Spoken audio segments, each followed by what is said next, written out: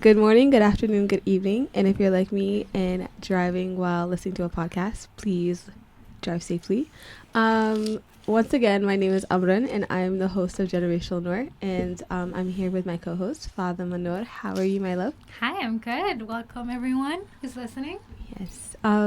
So I have four amazing, beautiful guests here. I'm going to have them go around and introduce themselves. Do you guys want to start and introduce yourselves? Just who are you? If you guys could just, do it 1, 2, 1, 2 really quick. All right, I guess I can start. My name is Koos. I'm a senior at USM. I'm studying history and education. I'll be going back next year for my graduate. But yeah, that's me, 21. Okay. Hello, my name is Ibrahim. I'm also a student at USM. I'm a sophomore. And I'm studying mechanical engineering. I can't wait to be done with Maine. Oh, me. Hi, my name's Asma. I'm a freshman at USM. I'm majoring in political science and I'm minoring in criminology. And I'm 20 years old. Ooh. Yeah. Hello, I'm Nisrin, and I'm 18. I go to Southern Maine Community College, and I'm majoring in computer science. Wow. Well, thank you all for being on. Fatima, you and I talked about our Eid yesterday, but how was everybody else's Eid this weekend, Friday? How did it go? I enjoyed mine. Yeah? I went to the event that was held by Generational Noor and Amran. Thank you for coming. Yeah. But unfortunately, we couldn't stay long. The youngest one of us got hurt, so we had to drive back. But driving back from Lewiston was interesting. The city is Amazing. Thank you. yeah. Thank you so much. Yeah, I love Lewiston. Lewiston's the best. Lewiston's Yeah. beautiful. Yeah, It is. it's amazing. My age is very uneventful, I would say. Spent some time with family for like the first half of the day. Like we took pictures and things like that. Should I come closer? And then I kind of just slept through the day, and then I got some sushi and called it a night. Ooh. Oh my god, my Eid was so fun. Yeah. Fatima took a bunch of pictures of me. We went to this greenhouse. I saw that. It was really pretty. We got food after, and we went to your event thing. Yeah. It was fun. Thank you for coming. Yeah, of course. My Eid was good. I got to spend time with my family for the first half of the day, and then later that night I hang out with friends, and I stopped by your event. Yeah. It was very nice. I really love seeing you. I love seeing all of you. Yeah. Your faces made my otherwise stressful day amazing. So thank you guys for coming. You too, Fatima. And I'm glad you got rest, Koos. You deserve it, babes. I was gonna come, and then I woke up at like 6 p.m., so I didn't think there was a point in coming at It's that okay. point. It's okay. Next time, inshallah. Inshallah. Maybe a couple years after, You're like, let me recover from Next this. mentally, emotionally, everything. So, everybody here, did you guys all grow up in Maine? Yeah. Most of the So time. we're 50-50 here. Yeah. Maybe it's looking 60-20. America. Did everybody here grow up in America? Yeah. No? Okay, so your experience is different than everybody else's. Completely different. Yeah.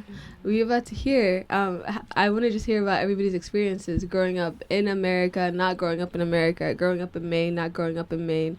And for you, Ibrahim, how do you think your experience would have been different if you did grow up in Maine? Like mentally, emotionally, everything. Quite You different. know? Quite different. 100%. Yeah. Should I start? Okay. So I was born in Somalia.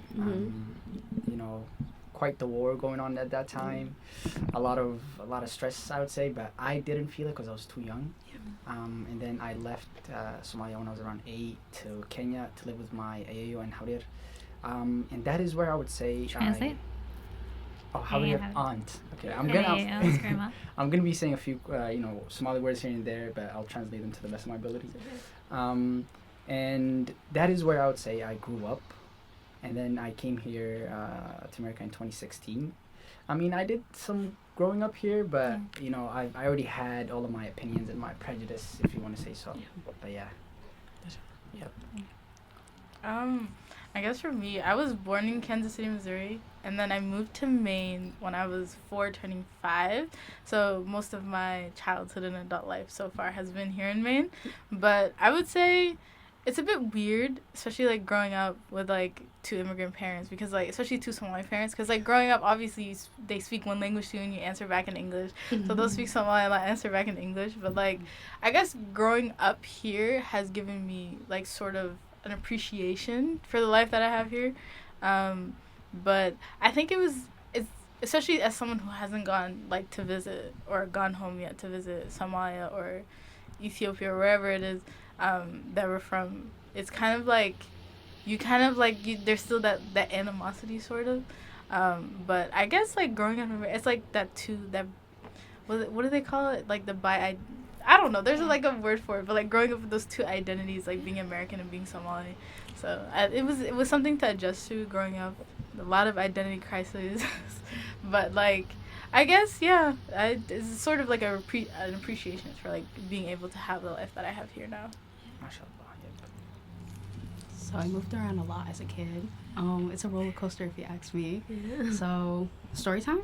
Sure, go for Story it. time. So I was born in Columbus, Ohio, and then I had to stay in the hospital because I was a premature baby. I was twins. And then after that, after I got out of the hospital, my parents were like, let's move to Maine because Ohio was not it. We stayed in Maine till my siblings were born. And then I went to Kenya, Nairobi for a couple years. I don't remember how long. Like the memories were in and out. About a year. About a year? Wow. Didn't last long. Oh, wow. And then my parents got divorced in Kenya, but it wasn't official in America. So by the time I was 7, instead of going back to Maine, we moved to Massachusetts, Worcester, Massachusetts. Then we stayed there for 7 years. And then we moved to Omaha, Nebraska. We stayed there for 7 months.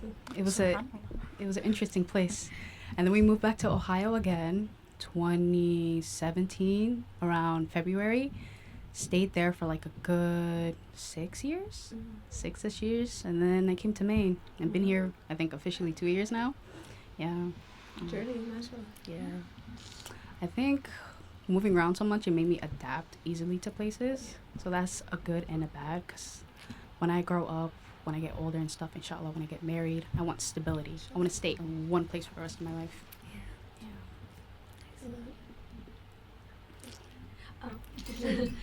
So, I was born and raised in the United Arab Emirates, and my dad is Somali, my mom's Filipino. Most people think I'm Arab, but I'm not. I'm just mixed. And my parents separated when I was like 4 years old, and I stayed with my mom in the UAE for like 13 years, and then she got like really sick, and we weren't able to live there anymore. So, you know, life was hard, and she contacted my dad, who already lived here in the U.S., to just like grab me.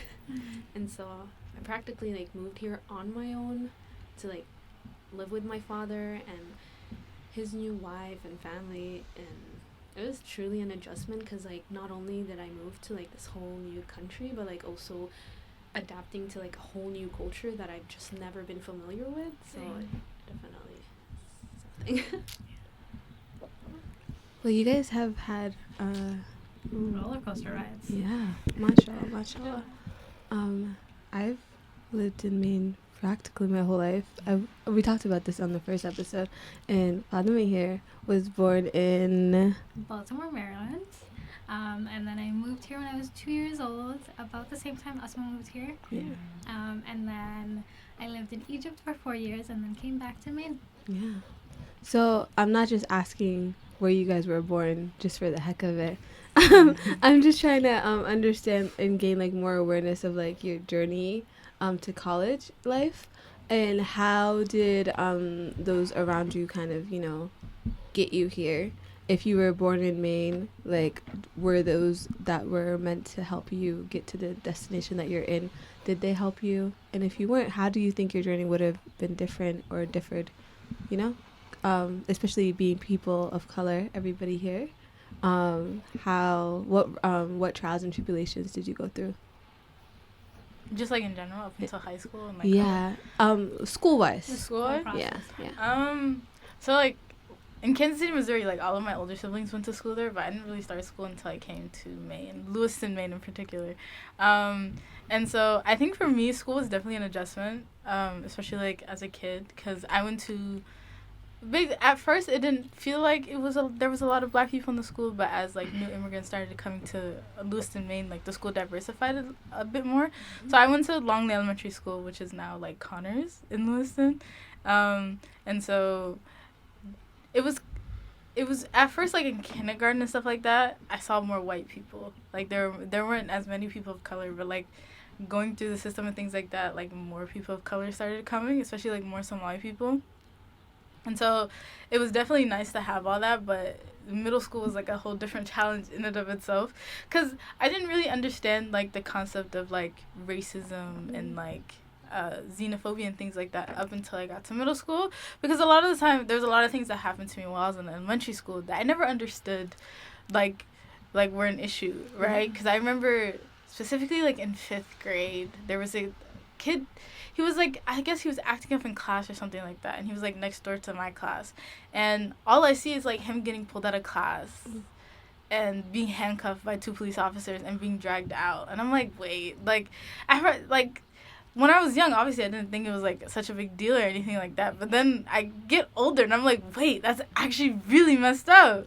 And so I think, like, middle school was kind of, like, that epiphany for me. But also, I think there was a lot happening in the world, I feel like. Because, like, you kind of, especially being Black, Muslim, and, you know, second-generation immigrant. So it's, like, there's a lot of battles that you have to deal with, right? Because it's, like... You get racism from one corner, and then you have someone talking about your hijab in another, and then, oh, go back to your country, you know? So there's a lot of, like, trying to reconcile, like, my identity and things like that happen. And so, like, constantly dealing with that back and forth.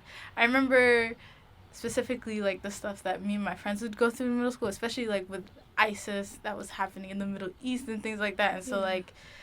because that was on a rise, all, like, like, you're a terrorist, like, I remember we'd get questions like, oh, like, when people like you bomb buildings, do they always say Allahu Akbar? And I'm like, so there was a lot of that happening, and, like, you would think, especially in Lewiston, because it's so diverse and things like that, like, stuff like this wouldn't happen as much, but I feel like because it was so diverse, that gave, like...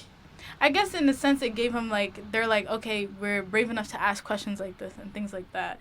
And then in high school was a whole nother battle of its own, right? Because, like, my freshman year was a bit weird, I would say, because it's like, I think I was cool with everyone, even, like, the white people were like, okay, whatever.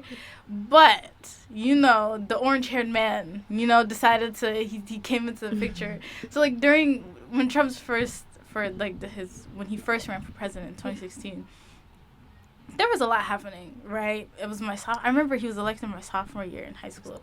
And so there was so much going on. Yeah. Because it was, like, people I didn't think were, like, racist or they were closeted racists, right? Didn't really show it. It's like, once Trump became president, that gave everyone, it's like, okay, someone like Trump is becoming president. Okay, let me get my Confederate flag out, you know? Let me get my Make America Great Again stickers, you know? So it's like, everything then became weird. It was such a weird environment. And then the words started again. All the stuff that was happening in middle school just, like, happened all over again. So, like, terrorists in a corner, like, go back to your country. All of that was happening over again. And so it was a lot to, like, deal with. I feel like my sophomore year in high school was, like, the worst year, I would say, like, of, like, my schooling yet. Yeah. And then junior year, too, it was, like, a lot. And, like, all of my senior year, it was, like, us black people versus white people. Like, it was, like, segregated. Like, our lunchrooms were segregated. Every time we had assemblies, the school was segregated and things like that. And so it was a lot to kind of, like, deal with, especially being, like, 15, 16-year-old, right? And so, like, after high school, I feel like it was, like, a breath of fresh air in a sense. Because I didn't have to deal with all the stuff that I was dealing with before. But I feel like, in a sense, the educational system, especially within this country and in Maine itself, like, failed us. Because I feel like there's a lot that we miss out on, right? Like, coming to college, I learned a lot, which is why I'm a history major now. Because all the stuff that I wasn't able to learn about, I got to learn about while I was in college. All the books I wasn't able to read, all the things I wasn't able to learn about, I got to do that while in college. So college for me was a place for like these past 4 years have been like self-discovery, like kind of figuring out who I was and like who I am as a person, because for the longest I struggled with my identity and who I was, especially being a Somali American, right? So it's like, am I more American than I am Somali, or am I more Somali than I am American? And to a certain extent, like that black identity too, like I don't have the same experience as African Americans have in this country, obviously, but being black, there's still a lot that we have to deal with, right? And so like kind of reconciling with all of that was like a struggle. I feel like I'm talking a lot. No. But like college, I feel like allowed me to kind of be who I am today, like the person who's able to be on this podcast now, right? And so, like, first coming into college, I didn't know what I want to do. Like, me and my parents constantly fought, no, you should go into medicine. Like, this is what's good for you, become a nurse and things like that. And I'm here like, well, like, I kind of left that a long time ago. That's, like, not something that I wanted to do. And I was like, education became, like, a thing. Because I was like, it was constantly like, okay, these schools aren't teaching us enough, right? Like, I wasn't learning anything, or there's a lot of things that that students are missing out on and have missed out on. So it's like, what can I do to change that? Okay, get into education then, right? Because if you want to see the change, be the change that you want to see, right? And so that's kind of like how I've kind of that's kind of what I've done throughout school. But the thing with education is like, especially here, like at USM, like there's still a lot of change that needs to happen within the education major and things like that. Like I've gotten like questions, I've been called out in class asking if I was an ELO student and things like that in class, and I'm like, no, I'm not an ELO student, I'm actually an American, I was born here, do you want to see my birth certificate? Like I shouldn't have to do that, and like students shouldn't have to do that, and especially when you want more people of color to go into the educational field, you should make them feel welcome, and like that's not a way to make students feel welcome. And so there's definitely a lot of change that needs to happen on that part. But I'm glad I'm going into education. And, like, history, I say it all the time, like, it's, like, the only choice I had. But I low-key kind of like it. I'm not going to lie. And so that's kind of, like, what my school journey has taken me. Like, it's everything that I've been through, or everything that I went through when I was younger and in high school and middle school has kind of led me to where I am today, to this point where, okay, education is what's right for me, and like being able to teach kids what I wasn't taught, or being able to give them the resources that I wasn't able to have, right? Because even if I don't teach one day, I still want to be in education, because I feel like that's where change begins, right? Because this is where kids are being socialized, right? And so there's a lot of change that can happen there, and so that's kind of, everything has kind of led me to that today. Love that. Thank you. Yeah, Can we mashallah. snap our fingers? Because that was Wow. wonderful. Yes. Like, I'm very glad we need more people like you in education, because a lot of our youth are struggling in the systems. And if, like, right when you were talking about the teacher coming up to you and asking if you knew, like, you were an ELL, a lot of us have had those experiences where your English is, like, perfect, but they just assume that you don't know English just because you're wearing a hijab, you're a person of color. And it's like, why are we all being grouped into this one thing? And I didn't know being an American, like, you had to look a certain way to be Be American. American, I'm like, yeah. I thought this country was a melting pot. Only a melting pot when it, it works for them. Exactly. Any other time, it is not. How about everybody else? I can go. I would assume your experience would be different. Oh my god. Yeah. All over the place. So of course I grew up in Somalia, and there was no school. Yeah. All we did was madrasa, so that's like the Islamic school where we learn Quran and Hadith and all that. Every day, basically, from when you wake up up until like 5 p.m. and you go out and enjoy your time with your friends and stuff like that. But I started learning English and math when I was about 9 years old. That was like fresh, learning how to write the data and all that. And it kind of slowly amped up right before I moved to Kenya. And Kenya was like the first place that I actually went to school. And I knew a little bit of math, a little bit of English, my tenses were there and all that. And so I skipped first and second grade, went straight to third. And I finished middle school, alhamdulillah. And then I moved to America, and I was like, I finished 8th grade, can I just start high school? I was about 13 back then. They said, no, go back, go back to 8th grade. And they started me from the bottom. So everything, I was as low as you can go. I remember first official day of 8th grade, I'm sitting there the teacher says, here's a paper, just this ELA class, just write anything. And then she goes to the board and goes, do you guys know how to write the date? And then she just starts writing, telling us how to write the date. And I was so confused, just sitting there. Am I in the wrong class? And then everybody was kind of free writing whatever they wanted. I was talking about my journey, you know, the whole plane journey that I took here. And then she saw that I was actually like about a page and a half in, and then like that literally that same class, she took me out of class and she put me in the second level of ELA class. And then 8th grade, other than that, was a vibe, I would say. Didn't do much. Just kind of a rough introduction. I made a few friends that were, you know, or still are important to my life. Other than that, it just didn't feel like I didn't feel like I belonged there in a sense. But high school was where, you know, I gained my wings. Freshman year, they still had me at the bottom of classes. I had to fight my way to like honors English class, for instance. I had to like ask, you know, is this something that I can take because I want to do it? They weren't sure if I was gonna do it. And I specifically remember there was like a block where they used to call it special studies, where you can do like your homework is just in the middle of the day. Instead of giving me that, they gave me like a reading and a writing composition class just for extra help. I didn't really need it. Yeah. It's just everybody there was like pretty much very new to, you know, the America in general. But I could prove that I didn't need any of that, and I did, and they still put me in it. Kind of felt out of place. And you know, I had like 3 choices of high school to go to: Cascabel High School, Portland High School, and Engineering High School.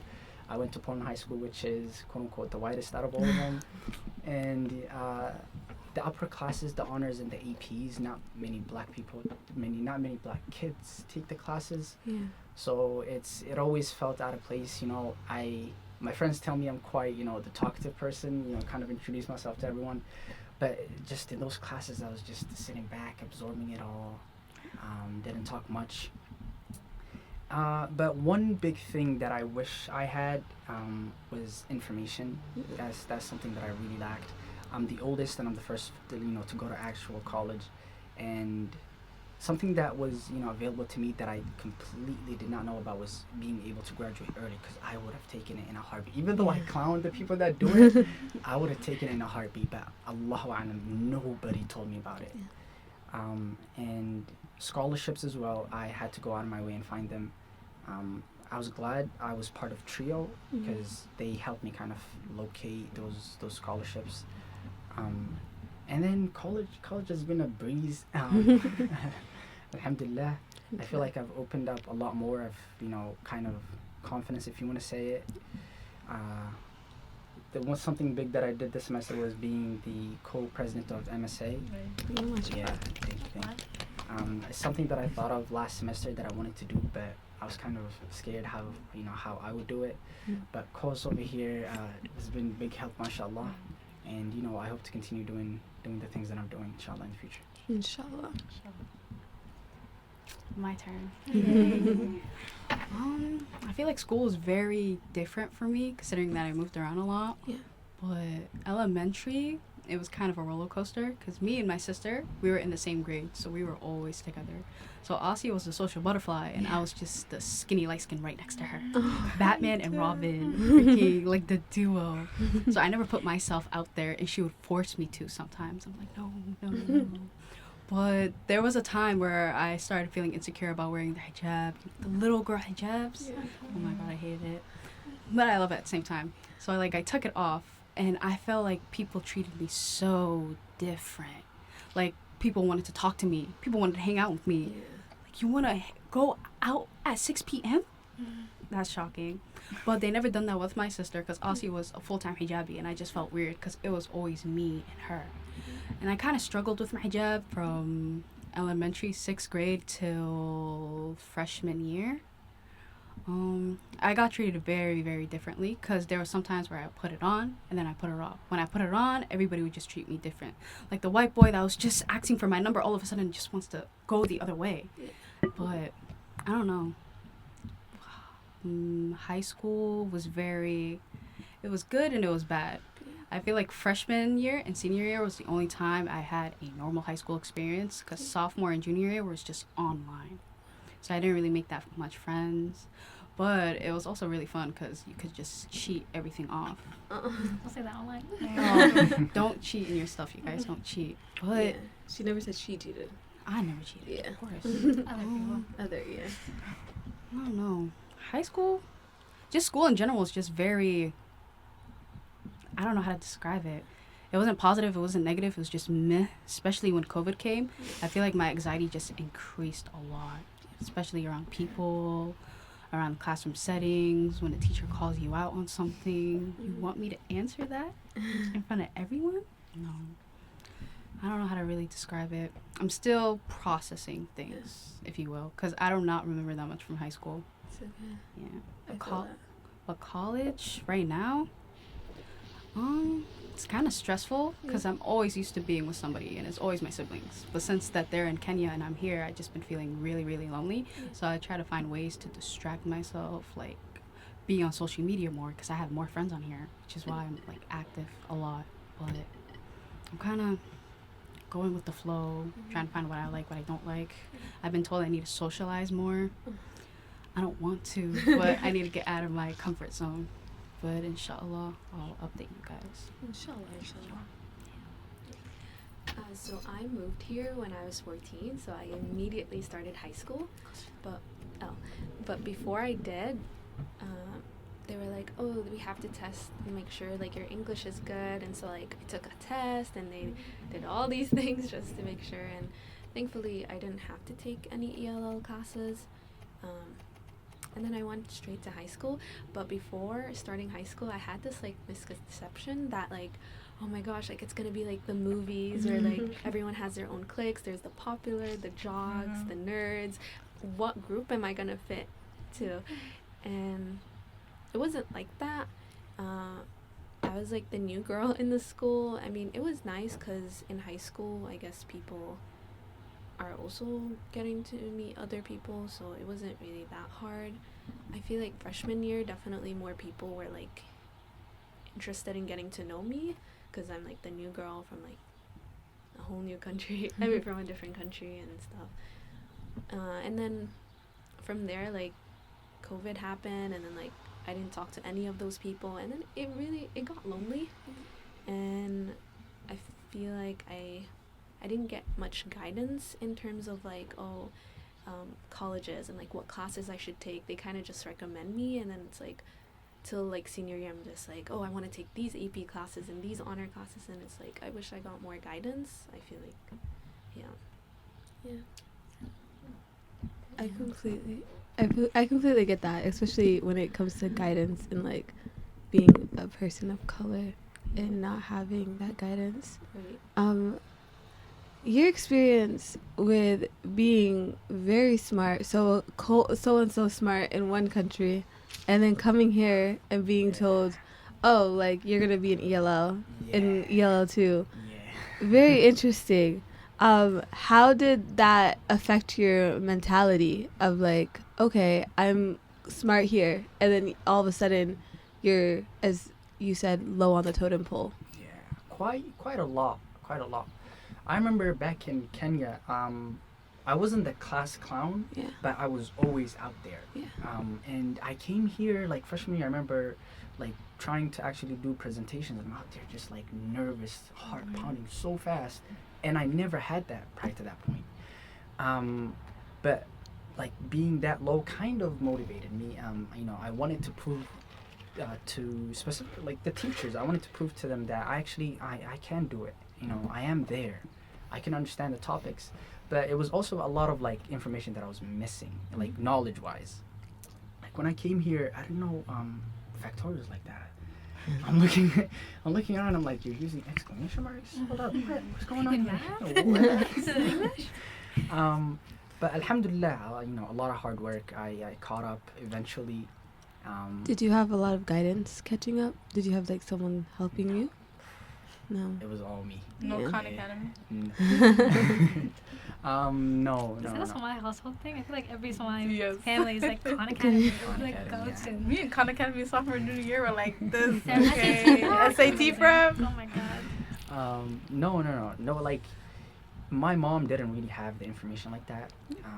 It was just me. Whatever I knew, I knew. Whatever I didn't know, You did. Allahu alam. Yeah. Mhm. So Khan Academy, like, I got introduced to it, but I felt too lazy to do it. But somehow, some way, I got there. Alhamdulillah. Yeah. How about everybody else when it came to like Nisrin, you came to a different country and living with a whole new family. It's your family, but like you don't have your mom that you had before. Going through school and having to like navigate the school system, how did that work for you? And Asma, you kind of have the same experience Yeah. with like moving and having to, moving around, having to navigate a new school system, classmates. How did you experience that? And did you guys have any support with it, the school system, like counselors, teachers, anybody? Do you want to start first? Okay. I feel like I had to reach out a lot. Whenever I really needed help with anything, I would ask my siblings. Because they're, Asia and Abdullahi, my brother and my sister, they're very social. They bring Yeah. themselves out there. Like, they're friends with the teachers, the counselors, the tutors. And I'm just like, oh, okay. I'll go to you guys whenever I need help. Well, whenever I did need help with something and I would ask my Hoya, she wouldn't really have the information, but she would get it. Like, growing up in Worcester, she wanted me to be more out there, join more clubs. I'm like, no, let me just watch my favorite show. Let me just clean up around the house. But she signed all of us up for Boys and Girls Club because she worked during the day and she worked during the night. She didn't want us to be alone. And since I'm the oldest and all, I don't help my siblings with homework. There's some things that I wouldn't really know sometimes. So I would go on YouTube. YouTube is your best friend. I feel like I learned so many things from YouTube. I learned how to braid my hair. I learned how to sew, actually. Mashallah. But I would go to my mom or my siblings whenever I needed help. Within like the system, like school Or college. College. I mean, when you came to Maine, you weren't expecting to go to college in Maine. How was that? It was very shocking. Yeah. I thought I was gonna have to struggle on my own, but I live with Fatima and them. Yeah. Like, Fatima and Muhammad both go to college, so Yeah. it's just like whenever I need help with something, I can ask them. And I'm not used to asking people for help. I'm used to like, okay, we're gonna do this on our own again. Let's just do it. But I'm getting out of the habit of it's okay to ask for help. You're not weak if you're asking for help. 100%. Yeah, Yeah. it's going well so far. Yeah.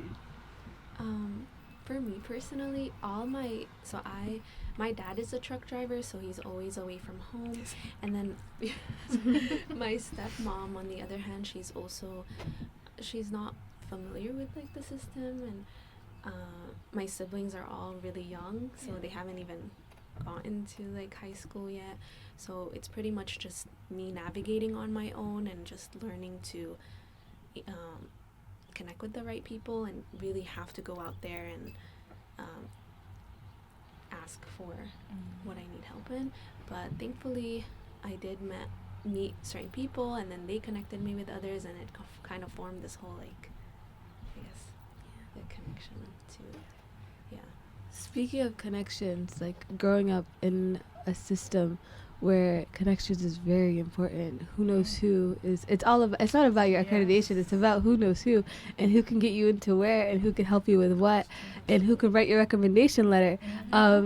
Being a person of color, how was that navigating the system, applying for colleges, and having to ask for help or ask for letters of recommendation from coming into a new state, or growing up in that state? How was that? Did you have help applying for colleges, picking colleges? I think for me, thankfully, I had a sibling who had graduated college, and then I had two who were about to graduate college at that point when I was my senior in high school.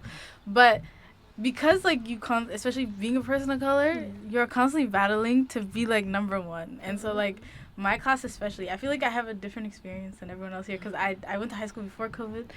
So it was the constant like battle of like, okay, like, you have to get the teachers to like you. And so it's like, it was hard enough getting into those hard classes. And so, like, I was always trying to one-up every white kid that I saw, to be honest.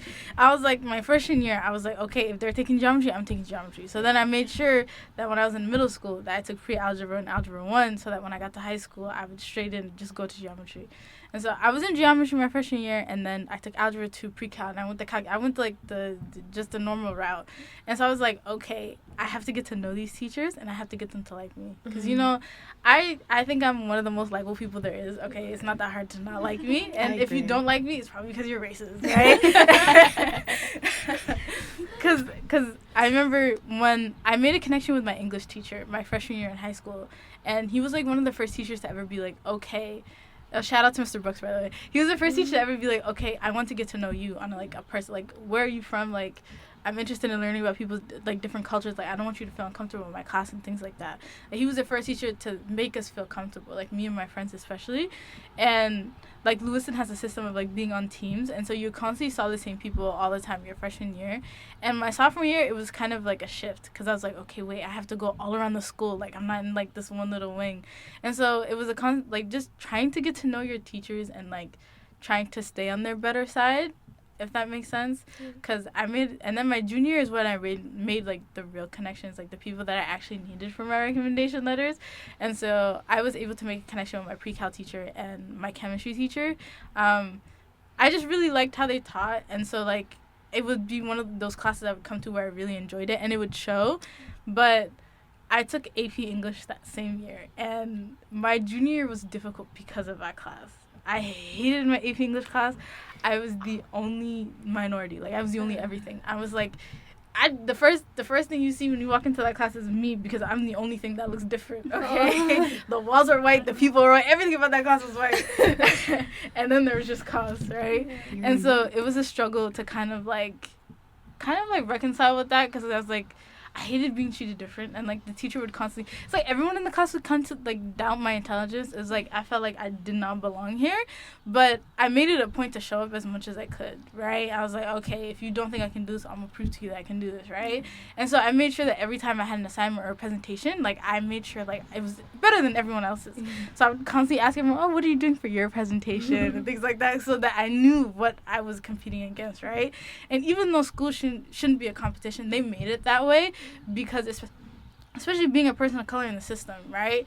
You have to constantly do better than everyone else, because the bare minimum is not enough, right? You constantly have to work harder than everyone else, because they're not going to believe that, like, you working hard is what they want. Like, that's the bare minimum, right? So it's like, it was a constant, like, okay, I have to make sure I'm doing better. And so my pre-cal teacher and my chem teacher were the only teachers that my junior year made me feel welcome in their classroom, and didn't treat me differently because of how I looked, right? Because of the fact that I was a person of color, anything like that. They actually enjoyed having me in class, right? And you don't find teachers like that a lot. And so when it came to my senior year, like, Lewiston High School had an aspirations lab, so you could like go in and ask for like college help and things like that. And so there was he's now the assistant principal at the high school, but Mr. Dumont, shout out to Mr. Dumont too. We were able, like, I'd have a study hall to go in, and like he had like scholarships that we could apply to, especially scholarships that catered more towards like BIPOC communities and things like that. And so we were able to choose and do things like, he had like constant FAFSA nights. If you were doing the CSS profile, he would help you with that. So we constantly had help. I also joined TRIO when I was in high school too. And so I made sure to like scope out all the support that I could find, you know, because I was like, I was a very social person when I was in high school. I was the loudest person in the room, kind of still am. But it was constant just like looking out, because my class wasn't really diverse, like, as other classes that came after us. And so we all stuck together. Us people of color, especially us black people, stuck together. And so we were constantly looking for things on our own. And so having, like, Mr. Dumont and having, like, TRIO and things like that made sure that people like us had help, right?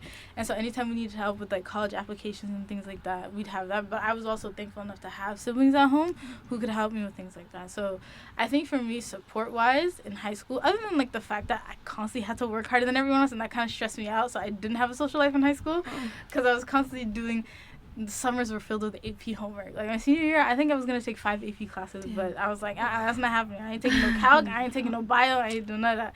Stuck to government lit, and the AP lit teacher was horrible. You know I'm a caller out, Miss Pelletier. You know who you are. Wow. Horrible teacher. I don't care. Like she would make like these snide comments. Like I remember one time.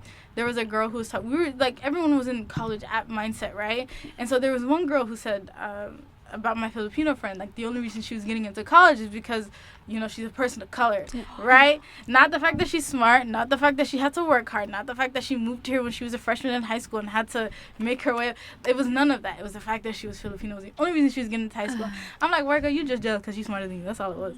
But, and she's like, well, that's just what, and then the teacher goes, well, that's just what happens in the world. Like, and I'm like, sis, that doesn't happen to you. That happens to people like me and people of color. What makes you think you have the right to say that? And so she would constantly make these snide comments. And I was like, I made sure to bomb that AP test just so that she couldn't get the satisfaction. Because I was like, you didn't teach me anything. Yes. But yeah, it was like, I think high school, I had a lot of support, especially support around me. But I think the biggest thing that I struggled with was like that constant of like having to work hard and not knowing when to stop. And so I was constantly burnt out. Yeah. Yeah. System B. Middle school went by, like, because I only did 1 year of middle school, so it went by a flash. But freshman year, my honors English class, my teacher, like, showed us really tough love. But underneath that mask, you could tell that she really cared. And since it was my freshman year, I kind of really bonded with her. And she became my favorite teacher. She still is. Shout out to Miss Pendleton. But beyond that point, I didn't really bond with the teachers. I kind of just said hi, goodbye every day. It was that constant, you know, just again and again. And when it comes to guidance counselors, I actually did not go to their office unless I was selecting, you know, classes for the next year or asking what I could take. And, you know, it was just asking for honors classes, AP classes, if I could take them. And talking about, like, you know, letters of recommendation, stuff like that. There was one teacher whom I had for 2 years, I want to say. My first Latin class and the third level of Latin class. And because of that, we became really close. And he was the only other person that I asked for a letter of recommendation through college. But talking about, like, applications and stuff like that and finding scholarships, TRIO was a really big help. Sophomore year is when I joined them. That summer, becoming a rising junior, they took us to University of Maine, Orono, for 6 weeks. People were doing projects left and right, and they could use that as their senior capstone. I unfortunately couldn't stay. I stayed there for 1 week, I want to say. Memories kind of blur around there, but that genuinely was the first college experience I had. So it kind of opened my eyes to it, and what I wanted to do and how I wanted to do about it. And when it came to the application side of it, Allahu alam Allah, it was the college board, and I was the type, I think it was around sophomore year that my brain kind of switched to saying, just if you can do it yourself, do it yourself, and if you can't do it yourself, do it yourself. So it was tough, but I remember having Zoom meetings because it was over the COVID era, trying to figure out what I wanted to do and where I wanted to go. I applied for 3 colleges, Boston College, University of Maine, and USM. And Boston College completely said, you know what, brother, take care, we do not need you over here. That was my number 1 college.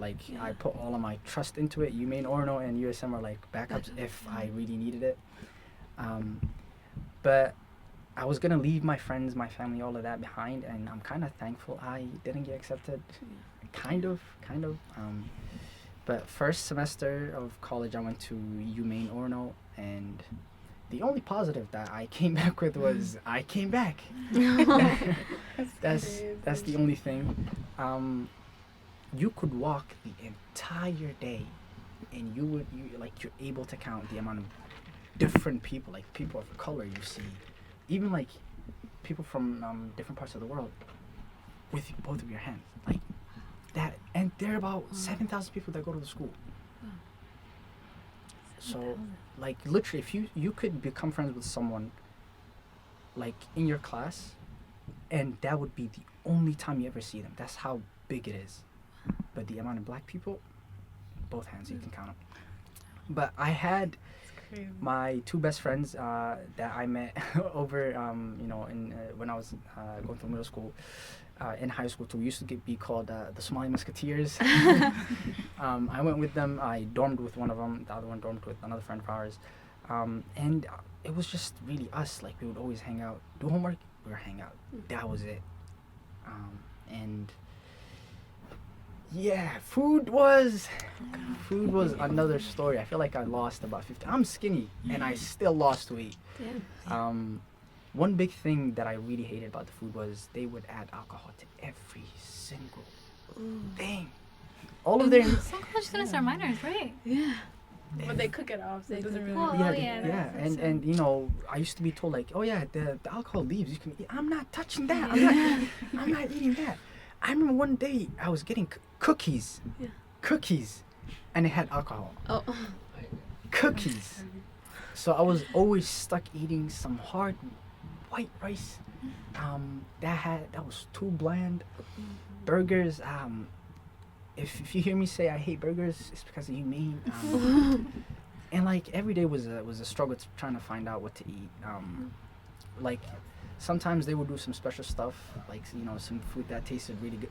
Burritos, to me during that time, the best thing. And they had 3 diners, so you had to know which one had the better food that day, and you would walk all the way down there to go eat. So you're just guessing. They had like the whole menu online, and we would be like, oh yeah, today's Tuesday. Yeah, we're going all the way down. Let's go eat that food. And I did not like that. Every day I can be here, eat my mom's food. I can cook my own food if I want to. That's nice. And then I'm a mechanical engineer. I was majoring in business. That's something that I really still want to do, inshallah. But classes weren't super hard. Classes were pretty big. That's where I think I learned I don't like big classes. Those big lectures, you can't really communicate with the teacher. If you send them an email, just expect to be a response 3 days later. And I came here, alhamdulillah, and everything has been different, and I mean every single thing has been different. I feel like if I stayed at UMaine, I wouldn't even try to open up because I didn't even know how to open up. The only teacher I bonded was one teacher that was my honors class, and that class was like 14 people, so there's no way I wouldn't bond with him. That is the only teacher. He still emails me, mashallah. Like he's towards the end of semester, he just goes, I hope you're doing great, I miss you, and I just tell him how my semester went, just kind of give him an overview. But yeah, USM has been very different. Yep. I feel like I didn't think about college till the end of my sophomore year, the beginning of my junior year. And since I was doing it online, I would come back and forth to school. My high school was very interesting. Columbus, Ohio, Westland High School. I feel like the teachers were more worried about keeping the kids separated because the school is known for fights, major fights. And we had 4 principals, and the principals weren't principaling. Let's just say that 4. Yeah, really? They needed 4 for one school? Yeah. Not even like assistant, but like the principal. Yeah, They principals. said we need help. Crazy. There was a freshman, sophomore, senior, and junior. Freshman, sophomore, junior, and senior. The senior principal was like in charge of everybody. Dr. McMillan. At him, I hate you with every fiber in my being.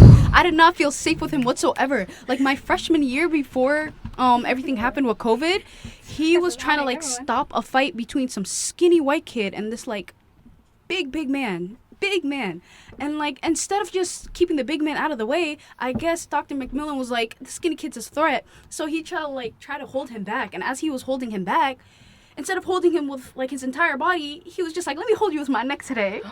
And he holded him so much to the point where the kid's face got really red and he just like passed out unconsciousness. Yeah, it was a whole thing. And one thing about that school, everybody had their phones on them 24/7. So there would be somebody like where the cameras are right now. There's one kid right there. There's 4 right there. So the angles, mashallah, it was angling. Yeah, it was really. I shouldn't laugh. But at him, I never felt safe Yeah. because I don't want to get hand locked. I get red really easily. No, sometimes the people that are supposed to keep you safe are the ones that are not. Yeah. Yeah. Doing the exact opposite. Yeah. And I feel like that school was more worried about keeping people physically safe instead of like helping the kids out with resources and stuff. Because I was thinking of going to OSU because I didn't think I was going to come here to Maine. What's OSU? University of Ohio State. Yeah, Ohio State. I was thinking of going there, and I go to Ohio State. I got rejected. They rejected me. Be glad. Be glad. It worked out for us. We got you. Yes. Exactly. Stop it. But I needed help with that, and my counselors, they weren't counseling at all. There was a good 4 counselors, and that school is very small. Westland's like, when you look it up, it's like an ice cream factory. And everybody, every time we try to walk together, I feel somebody's breath behind me. Somebody sneezed at me once. It was disgusting. Ooh. Yeah. But every time I try to ask for help, they would make us sign this paper, and they're like, I'll get to you whenever. So I would check every single day. I was the only person who signed that paper, and yet you couldn't see me because you're eating your salad and you couldn't see me. Why? Yeah. But I never really got that much help or resources. But when my abba was like, you're going to Maine for the year, so pack it up, go to universities there. And I'm like, okay. And he said I can ask Fatima or like the counselors for help and whatever. But when I came here and I was signing up for classes, I got a lot of help. Yeah. Surprisingly, everyone's really nice. Even the white teachers, like I expected them to be mean, a little racist or something, but they were really kind. I did not know that you're supposed to get 2 letters of recommendations. I got 4 instead. So I had to. She had an amazing Oh, look experience. at you. We went to the same school. I didn't have that experience. Oh my god! I think I was likable. I was trying to put myself out there because I'm a very anxious person. But at the end of the day, what's the point being anxious? I'm never gonna see these people ever again. So I might as well just make an impression because anything can happen. But my experience was very. Here in Maine, it's very light. It's very calm. It's very different from Ohio, to say the least. Please don't go to Ohio, you guys. Please don't go to Ohio. I'm canceling my trip for this one. But they got beautiful malls there. It's very diverse, if you ask me. But yeah, good experience here in Maine so far. I haven't had anything bad. Inshallah, nothing bad happens. Inshallah. Inshallah. Yeah. So moving here, I felt kind of stressed, kind of adjusting like with my new family, and so I was like, you know what, maybe I should like stay after school more often, just so like it relieves the stress. And so like I joined a sport, I joined track, I joined like certain clubs. I didn't have any goal of like, oh, this would look good on my resume. It's more of like, oh, this is a great way for me to not be home. And through that, I was able to meet a lot of people and advisors and I guess teachers as well, like staying after and like truly building connections with them. And it was really nice. But then obviously through that, I was able to learn like, okay, what I want to do like after like high school, and truly like got the help and guidance that I needed. With the college application process, I knew that I wanted to go to like a top school, but I wasn't aware of like, oh, these are classes that you should take, or like I guess help with the essay. So it was really like senior year was really stressful. I felt so alone and so like behind, and I was like, I feel like such a failure. And it's like being first generation too, like none of my family members can really help me because none of them had gone through high school like here in the US. And but thankfully that's why like I'm doing community college, because I feel like it's a second chance to really do the right thing now, so that I can get to like a school that I actually want to be in and be in a place where I feel like I truly belong in. Because when I tell you like SMCC, Southern Maine Community College, it is not diverse at all. Like most of the people that go there who are diverse usually commute. So it does get lonely, especially living on campus. You know, you get to meet people who it's nice to meet people who like have different values and backgrounds as you do, but it does get lonely when you really want to build like a deeper. Yeah, living on campus is not it. Really? Living on campus is not it. I have 1 week left, bro. But then again, thank you FAFSA for paying for everything. I don't have to Lucky worry you. about rent. Lucky you. I didn't have that bad of an experience living. Well, let's not say that. So You're like, never mind. I think I just blocked out the trauma. Never mind. But living on campus, I was able to connect with people from high school, like Hawa and Subaya. Shout out to Hawa, Ibrahim, and Subaya Ali. So we literally, I've known them like my whole life. So we were able to like live on campus for a while. And then I had coffee. I had Kafia, but I also had Koos. And but you came in a little late. But then I also met a lot of Portlanders like Fatima and Asma. So like I was able to like meet people, and then I met you guys. So it was really I think I hated Maine for the longest time. I did not want to stay in Maine. But then I think gradually I started loving it, especially with like the community, because I think I've made so many friends. Yeah. So living on campus can be traumatic. But Yeah. Story time? I would not have done it. I would not be living on campus right now had I not had my friend Asma. Another Asma. Another Asma. Because I feel like the only reason I moved on campus because she's like, I need someone to live with me. Will you want to live with me? I was like, it's an experience. Why not? Because like I didn't have to live on campus last year, right? This year, more, like I would. It probably more smarter too. But last year I didn't need to because we were still like in the heels of like COVID and things like that, and so like a lot of my classes were still online, and like I didn't have to be on campus, but I wanted to be on campus just because. And so I moved on campus, and I think a big thing, I feel like compared to like my freshman year, I feel like my freshman year there was more community, right? Especially like in Portland and things like that. Whereas like last year there wasn't really any of that. And then like this year, like I feel like everything that I was feeling my freshman year kind of came back because I was able to see people, meet people, hang out with more people, which I think was like very helpful. Like I was like, because I contemplated, I was like, should I live on campus, should I not? And I was like, might as well. And so like I'm glad I did. I feel like one thing that I hate is the food. Like I can't, like there's not enough options, and then like you're constantly eating the same thing over and over again, and like you have to like look at us like, okay, what are we having today for dinner? And it's like I'm in Portland so much, and so by the time I get back to Gorham, it's like, okay, like the dining hall's closed, and so like there's no point. And then like you'll try to order from like Lower Brooks, but there's a long line because everyone is doing their meal exchange then too, and so it's like it's a constant battle, bro. Me and Chick-fil-A are like this. Okay. I know, I was contemplating in Chick-fil-A, and then it hit me. It's Sunday. I was gonna order that outside door too. That's crazy. I know. Popeyes it is.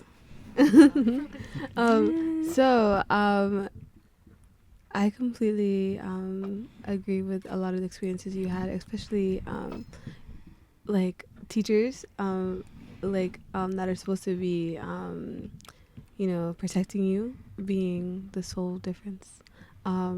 Because there was a lot of trauma there. We can story time for next time. I'll hold that there. But so when it came to tools and like picking colleges, doing FAFSA, I think you guys kind of touched upon it. But do you think you had like the right tools? Were you given the tools, or like you said, you had to make your own tools and power through it? How did that work with navigating that, especially being first generation, not having your family know the right people to talk to?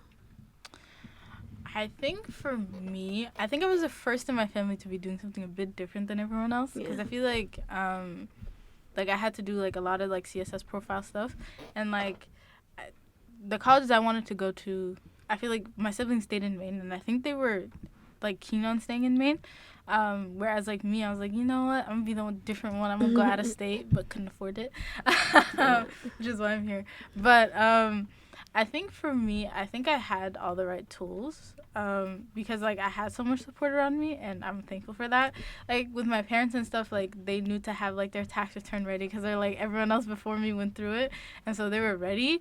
But when it came to like answering questions and things like that, I feel like they I feel like they still needed a bit more help, which is why like we went to like all the FAFSA nights and the CSS profile nights and stuff like that, which I was very thankful for.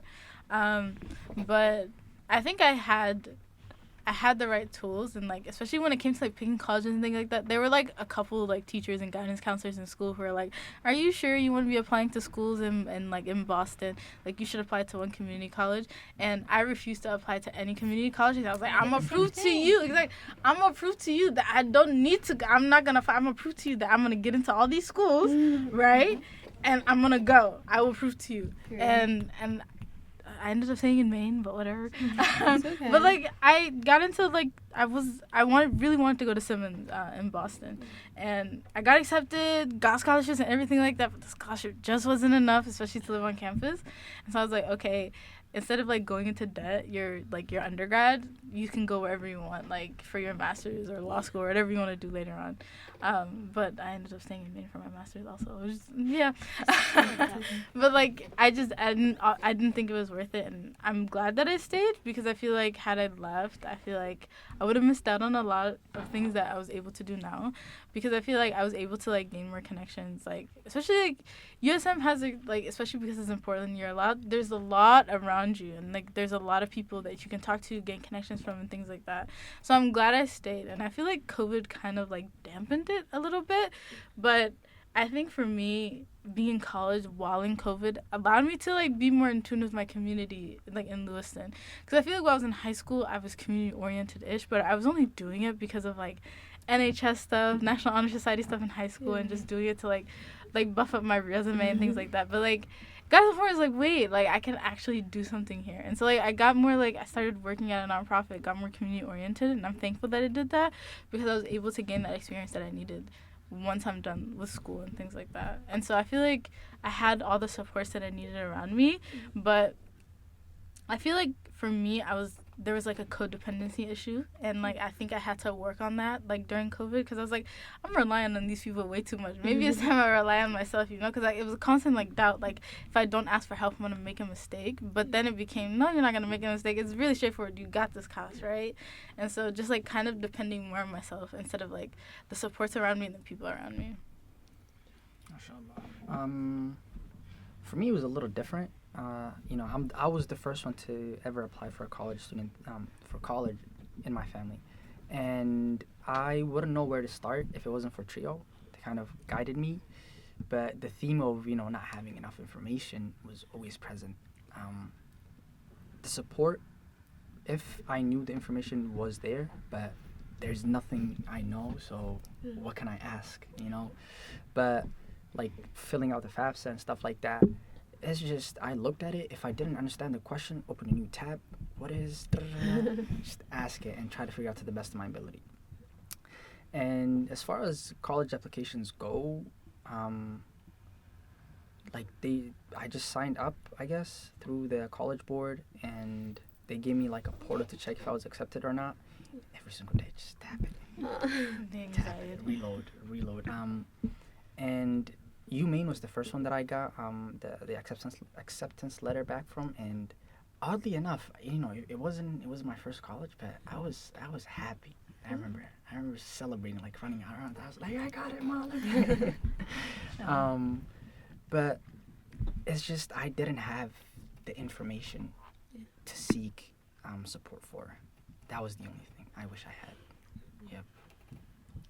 I feel like moving here, I had a lot of information, because I'm literally living with somebody who's graduating college, and there's somebody who's in college, and Trio, and like in Deering, there's this one program called, what's it called? Make It Happen. Make It Happen. Because we don't have a Trio at Deering. We have Make It Happen. Yeah. Make It Happen had to be a lifesaver. Even though before I even knew what Make It Happen was, I was with this one counselor. I want to drop names, but she actually lives here. Do you know who I'm talking about? Yeah. Yes, we had the same one. That one. She was preying on my downfall. I'm sorry. What do you mean? What do you mean you think I can't do this? I'm just gonna add it to my list. Talking about this yesterday. Yeah. I'm literally gonna add it to my list just to make you mad. But I did that. but I got rejected from that college either way. I love the way I got accepted and rejected. My OCD, she's, alhamdulillah, content. Because I got rejected from 3 colleges, and I got accepted to 3 colleges. It's like perfect. It was like a perfect balance. I feel like if I got accepted to 4 colleges and then rejected from 3, I'm just like, Yeah. why not another one? Yeah. Apply to another one just to even it just out. To even it. I don't know if people think that's weird. Keep your negativity to yourself, please. Please, Yeah. please. But I feel like moving here, I had a lot of information. I had a lot of help around me, which was surprisingly good. I thought I was just gonna thug it out or something. But whenever I needed help with FAFSA, I just went to her, or I went to my Make It Happen. You know, she helped me with a lot of things, fam. Yeah. Thank you, I guess. But alhamdulillah. I feel like if it was in Ohio, Allahu A'lam. Cool. I don't know what's gonna happen. I don't know what's gonna go on, but alhamdulillah, I came here. Alhamdulillah. Yeah. I would say the TRIO program also helped me a lot with the college application process. And I did this 2-week program where I guess high school seniors get to stay on the Bowdoin campus, and you kind of, Upper Bound. Yeah. And Upper Bound was it's Upper Bound at Bowdoin. Upper Bound. Did they have that in middle school? High school. It's just high school. What's I upper remember- bound? Upper Bound is basically you get the college experience before you're in college. Mm-hmm. So they got to stay at Bowdoin and like they got to eat the food, take some classes. I did that in middle school. Yeah? Yeah. Ooh. Wow. They have amazing ice cream. I remember it coming back because it was middle school, and I was like, their ice cream. I felt so sad. I didn't know about Upward Bound until after I graduated, and I was like, I wish I had done Again, that. the resources. Yeah. They weren't there. Yeah. I got to know about the program because my friend was like, I was just catching up with her because COVID happened, and she was like, "Oh, I got paid for this program," and I just learned, and I was like, "Okay, what is it, Upper Bound?" I originally joined it just for the paycheck, but through that, I got the experience and the knowledge. And when I tell you, they're like the most sweetest people ever. So please, if you're first generation, low income, join TRIO, and in high school. Yes. Internship wise, I'm not really worried about it. I'm gonna worry about it most likely sophomore year, obviously coming very soon. I feel like there's enough resources for me out there to ask when I need it and stuff. You guys, TRIO, my advisor, she's interesting. Yeah. No hate, no shade to her, but I feel like she does not help out as much as I want her to. And I feel like I depend more on my TRIO advisor. Miss Terry. You got Terry? Yes, I do. Terry. I love her. She's so sweet. Well, I haven't seen her around as much. I guess she's living life. Well, she's in Gorham, I think that's why. She spends a lot of her time in Gorham. But yeah, I really have nothing much to say about it since I'm beginning. But it's going good so far. Are you scared? A little bit. This. But I'm excited. So I did this program in high school. It's 4-H. I don't know if you guys heard of it. But I did the summer program where we basically teach little kids science and like do projects with them.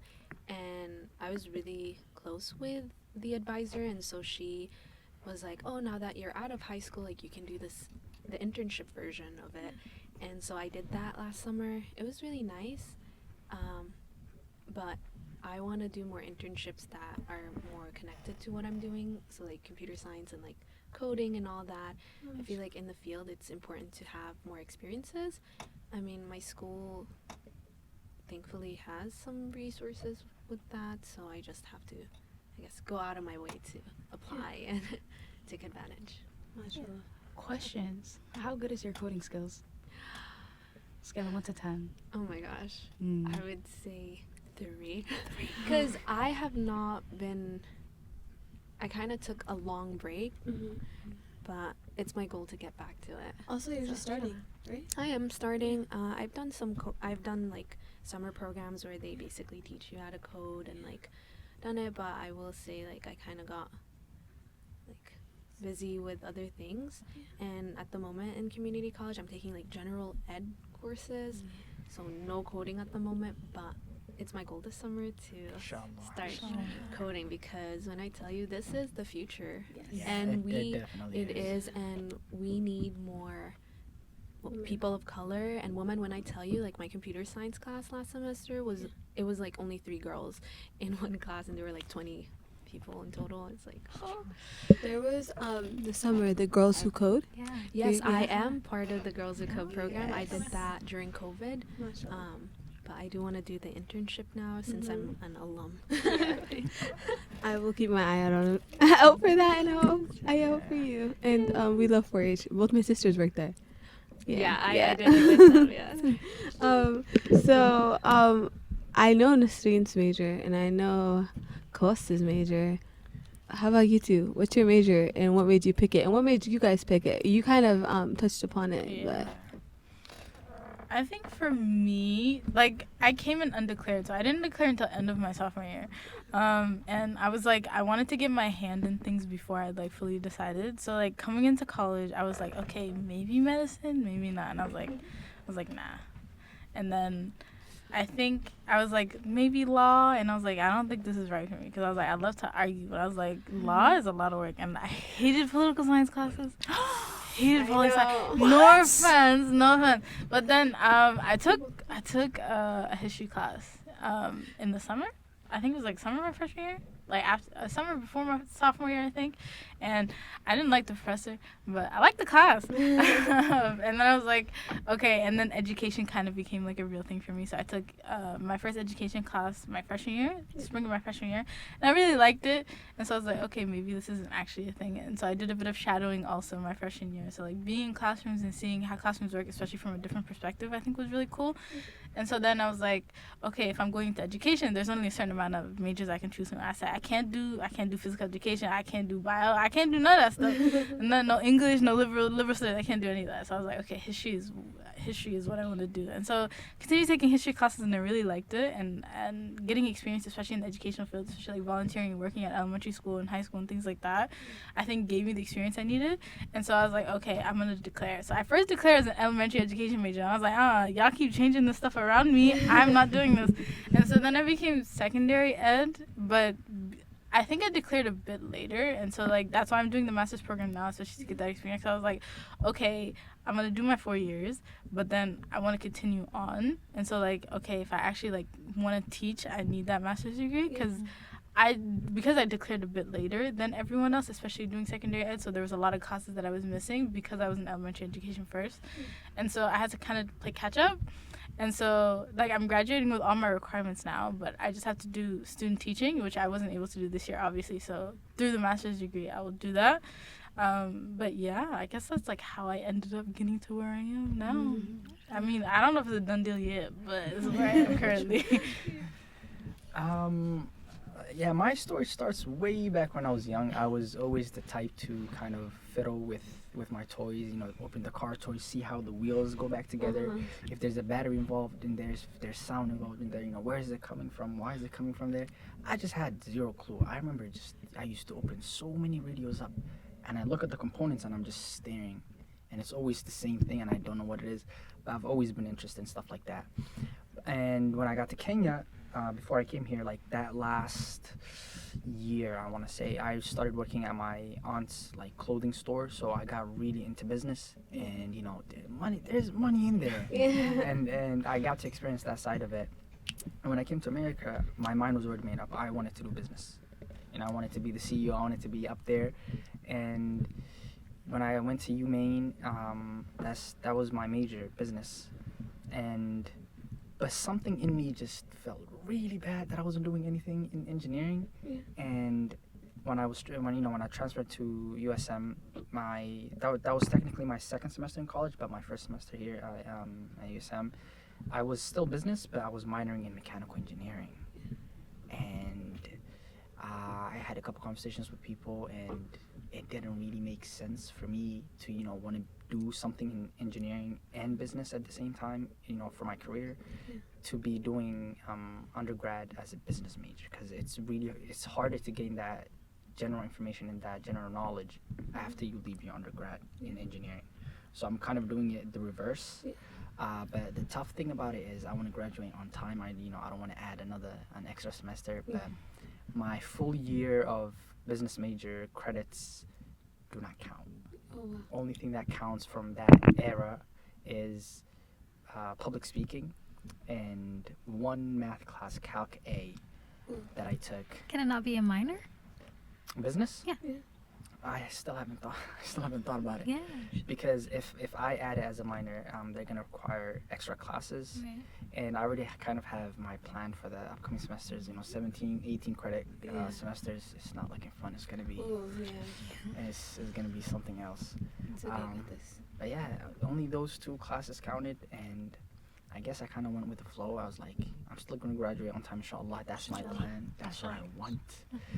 But it's just engineering is just has that spot in my heart that nothing else can really come close to. Yeah. I also wanted to be a pilot when I was young, so always health never went close to it. I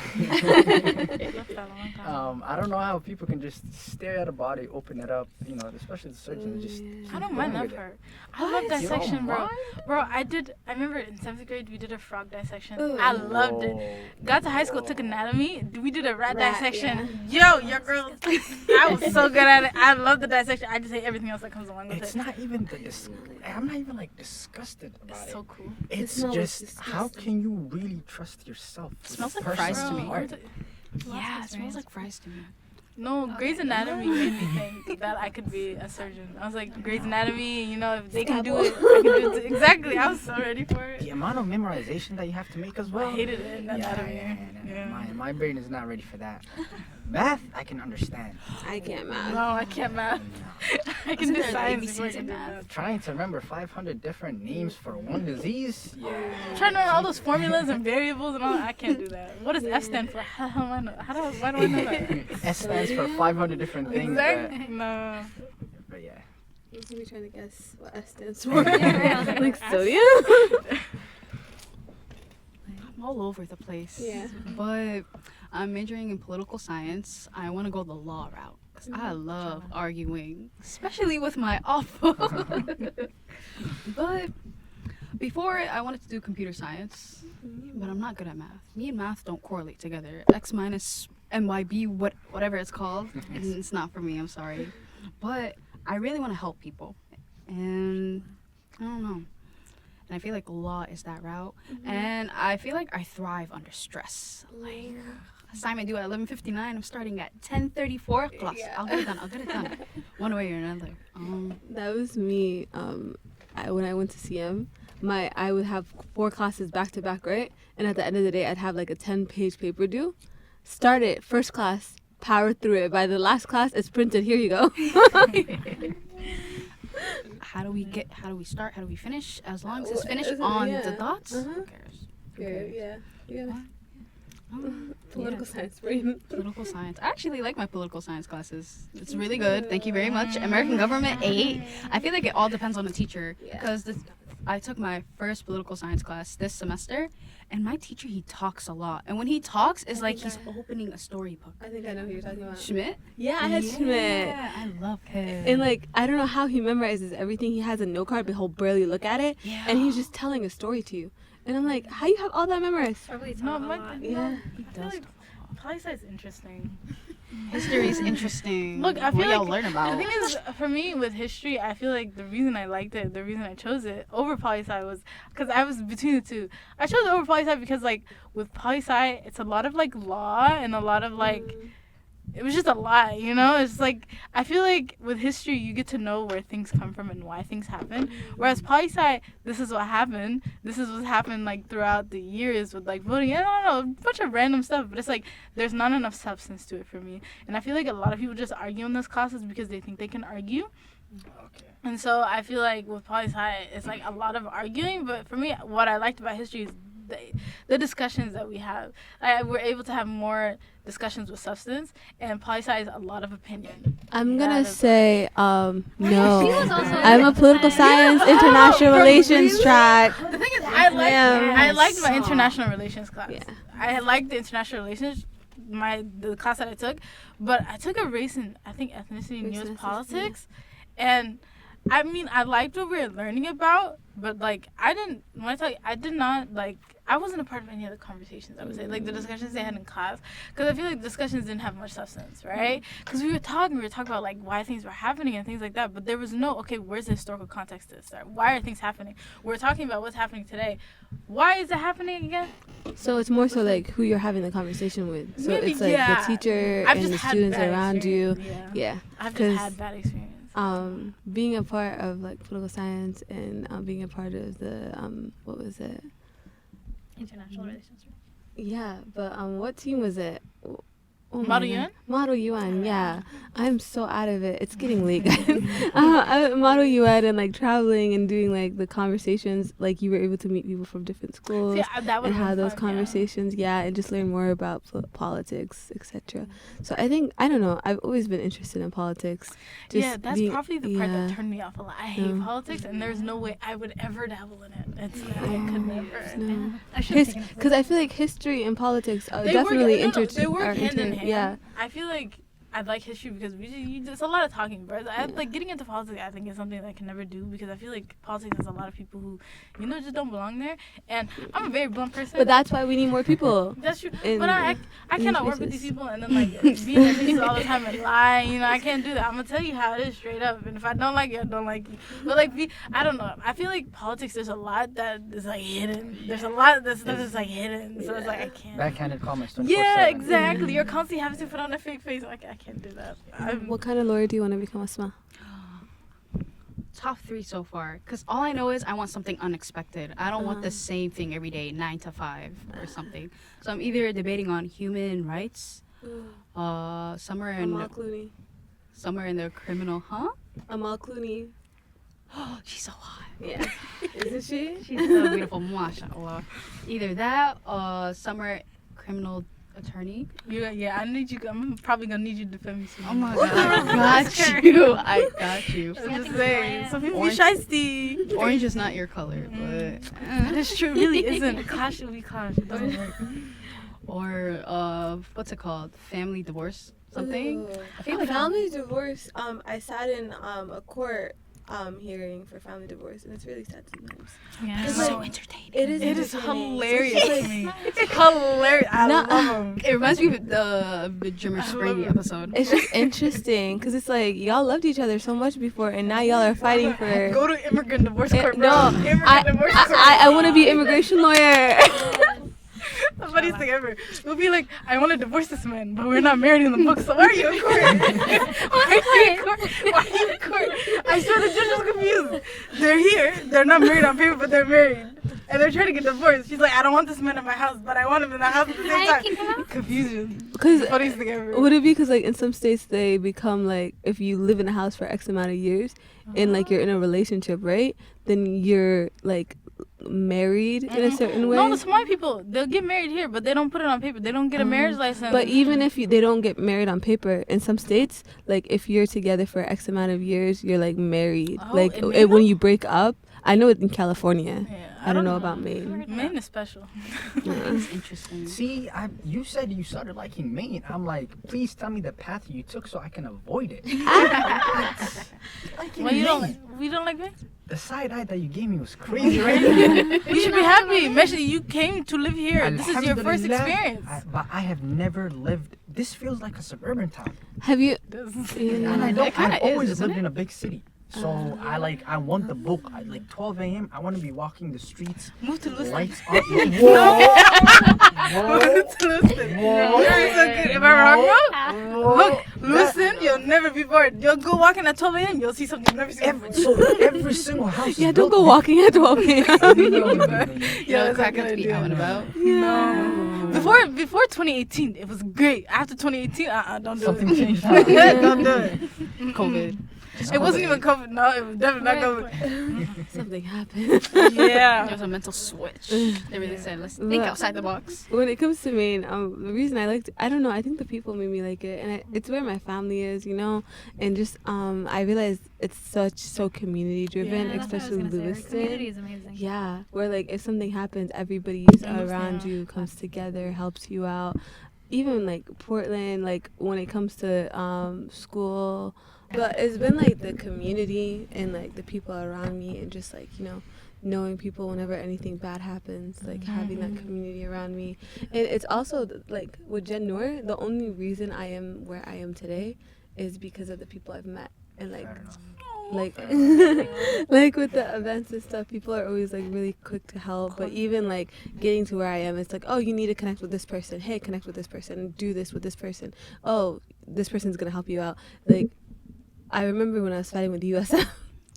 The person, racism, you know, racism. The I wish I went to school when she was that year. I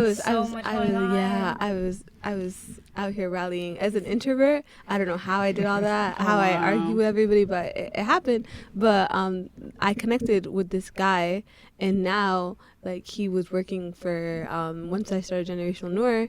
Shout out to Eric. We love Eric. He's a board member. He was working for the government. He's like, oh yeah, you're doing this. Like, let me connect you with so and so. And like, it's just all about who you know. In Maine, I feel like it's big, but it's small. Where like the good people will go out of their way to connect with you and help you out. You know? Yeah, but we need to stop those circles. No, but there's like the circle of people like you should know, and like you always know people. Outside the circle, right? That are not good for you. I'm telling you. They'll like warn you. They'll be like, no, stay away from that person. Stay away. And honestly, if someone says stay away from that person, and multiple people say it, I stay away. Distance. So speaking of mental health, let's turn the questions to mental health. Everybody here is a person of color. So how did you guys start those conversations around substance use, but mental health in your families or like around you? Like how, like if you've struggled with mental health, how do you have that conversation of, oh, I need to get help or I need resources, etc. Or even if you haven't, then why not? You can go. Go ahead. Oh, okay. So for me personally, moving here, I felt like very alone, homesick. I miss my mom and like definitely like living in a new environment and people who share different cultures from me.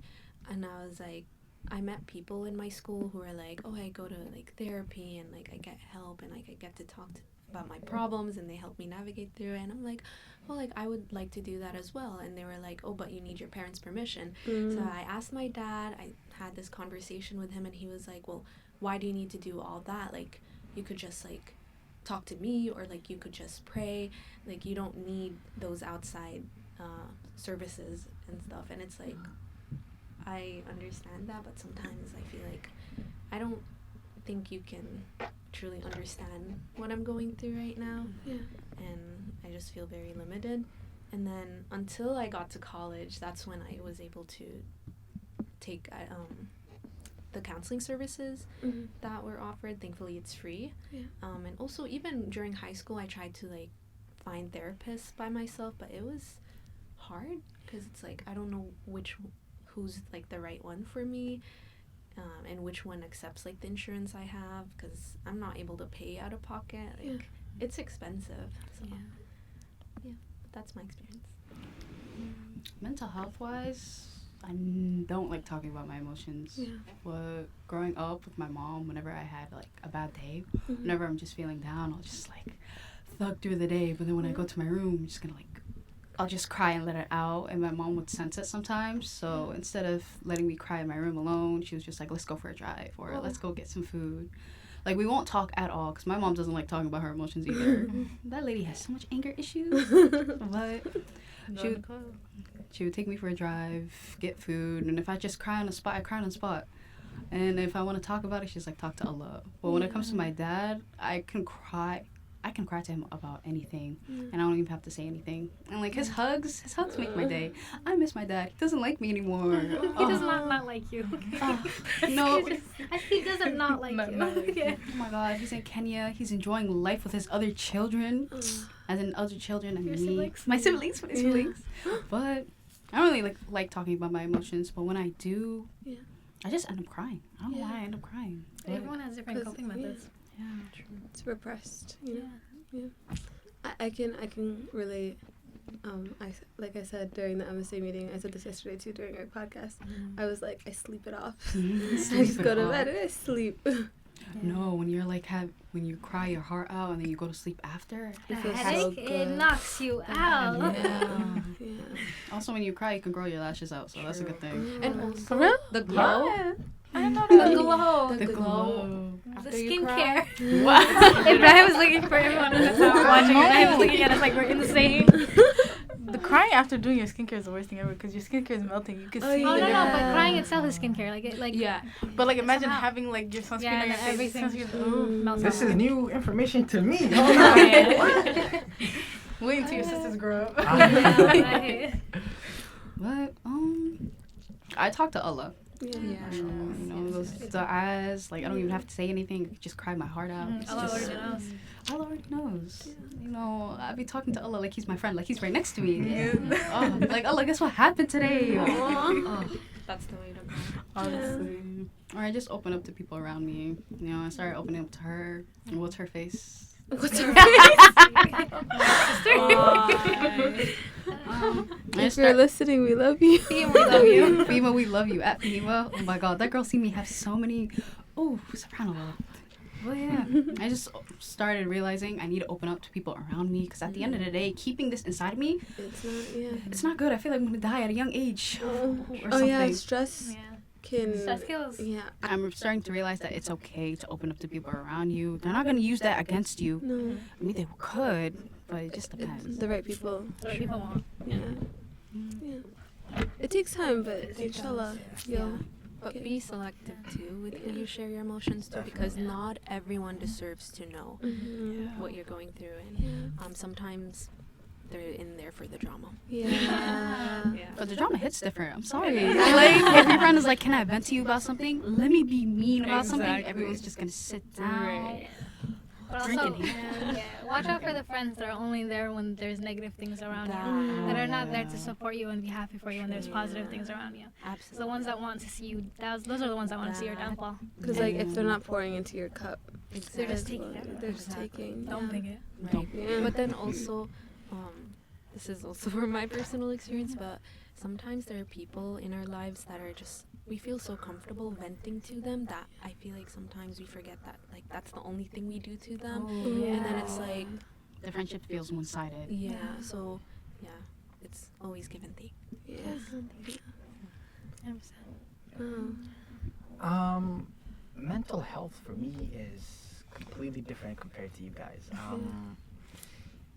When I was growing up, there was no aspect of mental health. Like, people never really talked about it. People could be depressed, but they don't even know they're depressed. They're just there. And I feel like as a man, you know, I wasn't encouraged to cry. Yeah. Even when I understood that it is okay to cry, I still don't do it. I feel like it's too vulnerable of a moment to do it in front of anyone. And when it comes to my problems, I kind of minimize them. Wow. I don't make them as big as they could be. Yeah. I kind of put them in little boxes, and I'm like, solution first. Okay, I need, you know, something's going wrong here, and I need to solve it. Instead of really feeling stressed about it, I just put it in a box, come up with as many solutions as I can, or, you know, and pick the best one that could solve it as fast as possible. Yeah. And once it's solved, I don't know, the stress just leaves with it. And I have been doing that since I was like 12, 13. It's the engineer in you. I think so. I think so. I think there's a word for it. Just putting your problems into little boxes. I don't know. Is it logistical? Compartmentalizing that word. I don't know how to say it. I don't know about that. Isn't that And- like a trauma response also? Mm-hmm. Yeah. Do you have some PTSD you want to talk Whoa. about? It's all those bullets that were flying above me when I was this morning. So. And in terms of emotions, I was never really taught to feel anything. Yeah. I kind of just learned it on my own, I guess you can say. For the longest, I used to deny that I would get angry. I'm like, angry? Me? I'm an angry person? But that anger, I kind of like used to translate it as like the big ones, the blow ones, like the ones that I would absolutely get in that person's face. And I feel like, you know, I used to bottle shit up. Stuff. I'm the type to bottle things up, but only to the people that I care about. Like, if I don't know you and you're doing something wrong to me, I would tell you straight away. Yeah, But if I know you, I feel like I give too many chances, and that's me too. there comes a time when I blow up in your face. And those were the only angers that I used to talk about. Like, me getting angry, that was like 2 years ago. Yeah. Last time I was angry. Yeah. That's crazy. Does it correlate? That's This why morning. that's why it's important with having people around you that you'll feel comfortable like saying how you feel. Because if you feel like you're gonna say how you feel and they're gonna leave, Definitely. then maybe like Maybe they should leave. yeah. Yep. Because that was one of like the trauma things that I went through on campus, where like I would always tiptoe around people because I would be like, okay, if I complain or like if I like I think I just like I would just like go inside myself, or I would overthink it, and then it'd be like it would stay, and then I would explode on people, and people would be like, you have anger issues. I'm like, I've never dealt with this until now.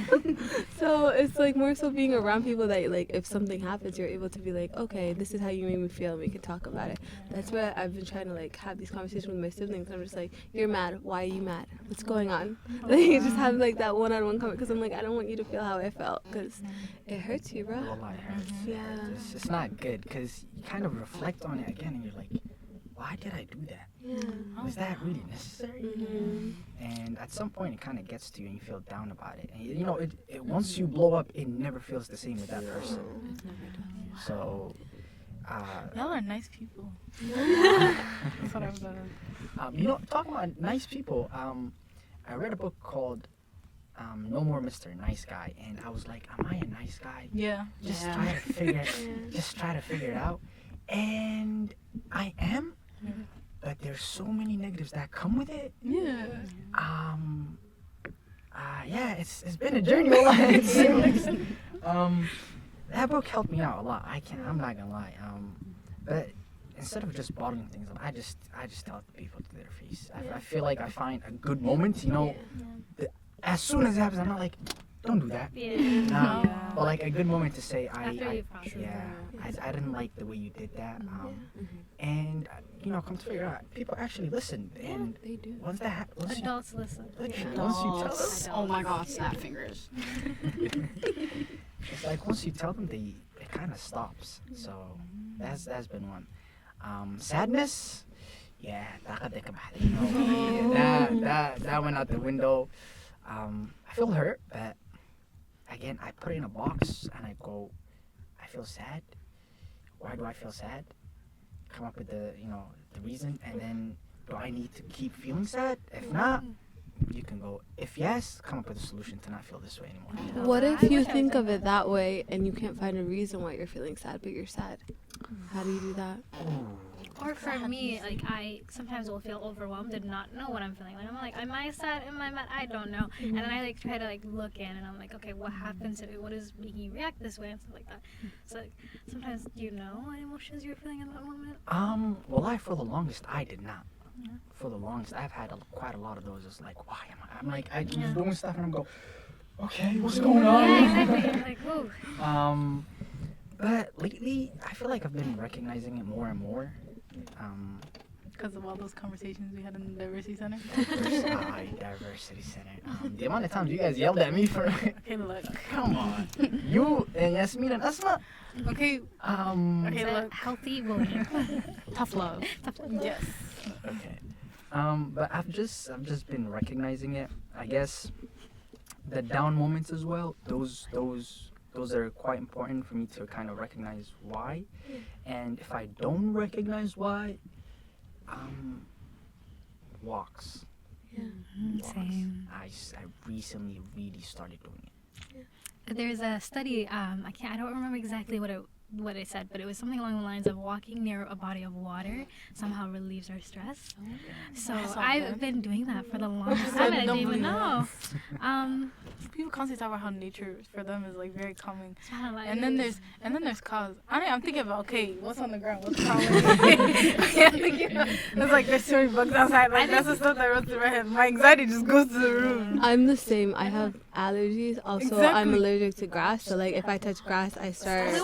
Yeah, hives. Oh my god. Like yeah, I can't. Why do people climb mountains for fun? I I'm know. sorry, I can't. I did that Bro, hiking? It's so fun, but it's like Actually, Why? I want. The next day you get sore. You ever look up the definition of a homebody? My name would be next to it. I don't leave the house unless I ask. Honestly, for me, never mind hiking. I'm gonna watch Netflix. I'll watch a video of someone hiking. Why am I going hiking? That's what I'm saying. it's the I want to intention, go I guess. hiking so bad, but snakes. I've never seen a snake.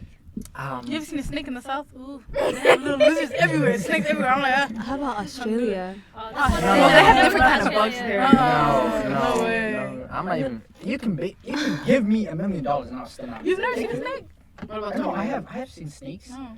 and I don't know where my phobia comes from. Wallahi, when Bro, 20. I jump, bro. Snakes and spiders. I have severe arachnophobia. I start having feeling. If I see a spider, I know I don't want I'm to. fine with spiders. I just can't do snakes or like animals. Honestly, 'cause you don't know what they're thinking. Bro, like the amount of people that run freaking squirrels over and you just like see it, especially through South Portland. I saw one today and it took everything in me not to just. No. 2018, I remember I went to Hurricane Island for like a week. Hurricane Island. Hurricane Island. They don't have. I'm telling you, they don't have actual toilets, bro. Oh, they don't. They don't. And the water is so cold. What's Hurricane Island? So, like sophomore year, the assistant principal came to me and she was like, me and a friend of mine, she was like, somebody would like to, somebody's giving money to the school for immigrants, low income, black immigrants to go and experience this island. Would you like to go? I would be so scared. I'd be like, are you trying to like kill me? All of us are gonna walk us out. I'm telling you. I saw a green frog, bro. I saw toads for the first time. I'm telling you, that place is special. It's not an island, bro. different. But that It's not sounds an like the island, premise bro. of a horror movie. Yeah, we're taking all that. They have these little outhouses. Oh my god. So I accepted it. We go there. They took my phone. They took your phone. Wait, they took your phone? That in that moment, that's when I said, I'm going home. Call my mom, call my dad, like take me home, cause that's I'm telling you, they take A everything. trafficking scheme. yeah, like No, they'll tell you first thing. They'll welcome you. They'll be all nice. No Okay, phone. phones away. that's what I say. Okay, so where's the trafficker? Which one is Serial killer. Well, that's so fair, right? I was like, can I go to the bathroom? I took my phone with me. I couldn't One do it. person, I remember, snuck their phone and they would use it every night. They had like the solar power charger. I was only there for Oh, so this was nights. You were there for nights? For a whole week, not one day. No. You sleep outside, right? No, I did not sleep outside. sleep I would not be able to do that. Not me. No. Sleeping outside where the snakes could come. I listened Exactly. to too much true crime. I watched too much Criminal Minds. In that It's so moment, dark too. They Wait, wanted to I murder wouldn't you. even let me go. I went for work, bro. So I what went is for the work. goal of this trip? Basically just Experiencing experience nature? life. Yeah, experiencing life. What is just with other people in an island. I wallahi, I don't know. That should have been a reality show. The food there, wallahi, me and my picky eating, wallahi. Pasta salad got me. I lost Pasta salad. I lost a good 15 pounds, wallahi. Freshman 15 type vibes for a week. I don't know how. way around. That's crazy. Wallahi. You got skinny. We gotta do what we gotta do to get skinny. Skinny? Oh my gosh, weight loss retreat? Question mark? Was that the goal? I feel like these kids are getting coming. Let's think about it. Okay, going back to mental health. You're not focused. You keep it in. You wanted to see a therapist, yeah? And Yes, you I do started keep it seeing, yeah, me too, babes. It's okay. What about you guys? I keep it in. How about you, Koos? I kept it in for a very, very long time. I feel like when I was in high school, I struggled with a lot. Especially, like, I didn't know I had anxiety, even though I did. But I struggled with a lot. And so then it wasn't until I got to college, like my freshman year in college, this first semester, I was taking 4 classes, all-night classes in person. And then I had 2 online classes, and I was also working full-time. So then I was like, okay, I can't live. This is not living. I was like a shell of a person, I swear. I was constantly having panic attacks, constantly like trying to figure things out. And then I was like, okay, I can't work anymore. So I completely stopped working. And so then that kind of helped, but then the pandemic hit, and I'm like, okay, I'm not really liking what's happening here. So then I was like, okay, I'm going to invest in a therapist. So then I got a therapist, and then they're like, I told them everything that I was going through my freshman year and everything that I was dealing with, and they're like, oh, you have anxiety. I said, excuse me? And then like, yeah, you have anxiety, you have like all the symptoms for it and things like that. But it wasn't like serious enough for me to like to actually take pills and things like that. Like there are some moments where like I have to like they taught me like coping mechanisms, like how to calm myself down and things like that, which was very helpful. But I think it was like, I feel like my therapist helped me a lot with just like, I guess, just trying to figure out how to manage my life. I feel like this is something that I struggle with a lot, because I'm like, I do too much. I am a yes man. I will say yes to any and everything, okay? And so it's like, okay, I have to learn to say no, and I think I put a lot of people's feelings before mine, and so it was a constant struggle of like, okay, like, when am I going to put myself first? And so I kind of learned to put myself first. And I think now, I don't really, I mean, if my parents watch the podcast, they'll know I have a therapist now.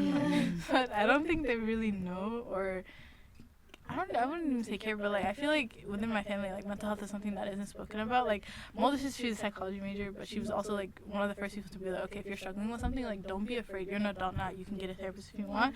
No one has to sign off on anything. And I think that was very powerful in the sense that I have the right to choose what I want to do with how I want to manage my mental health and things like that. And so I don't think my parents fully know, or if they ever hear this podcast, they will. But let's not. Calm down on that. Okay. But like, yeah, I think for me, it's a lot of like, depending on like how I'm feeling. So like, if I'm feeling like very anxious and things like that, like I'll like completely like check out of what I'm doing, and I'll just like find something to distract me. But like, I get angry very easily. Yeah. Okay. I don't know if you guys have noticed, but like, but like, yeah, like I get angry very easily, and I tend to overreact a lot. Like I'm an over dramatic person for no reason. I feel like that's a Somalian. Yes, I think it is. I swear, it is definitely Somalian. But it's like, I don't know. I don't know, maybe it's like a family trait, because I feel like everyone in my family is angry all the time also. Like, they don't smile in pictures either, which is the weirdest thing ever. Okay? And it's like, I don't get it. I know, crazy. But like, just in general, I feel like I just like, I've never learned how to like cope with my anger. Like, I get angry very fast, and I don't know how to calm down from it. So like, it's taken me years to get to where I am today.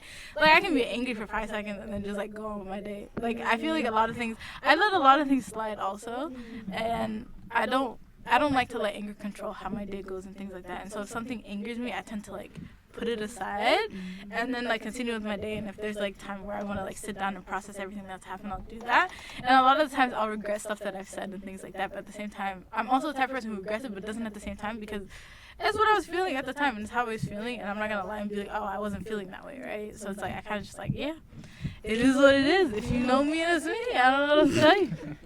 That's one thing, especially I feel like Screaming it's helps. yeah, but also like us, everybody saying they keep it in is like, it shows that we have this fear of our feelings not being valid, Yeah. and that's something we need to learn, that our feelings are valid and how we feel is valid, and like we can tell people how we feel. I tell kids that all the time. Like, all the youth that I work with, I was like, it's okay to tell people how you feel. Uh-huh. And then there's me who keeps it. Exactly. Yeah. I'm a whole psychology major, and I'm still holding things in.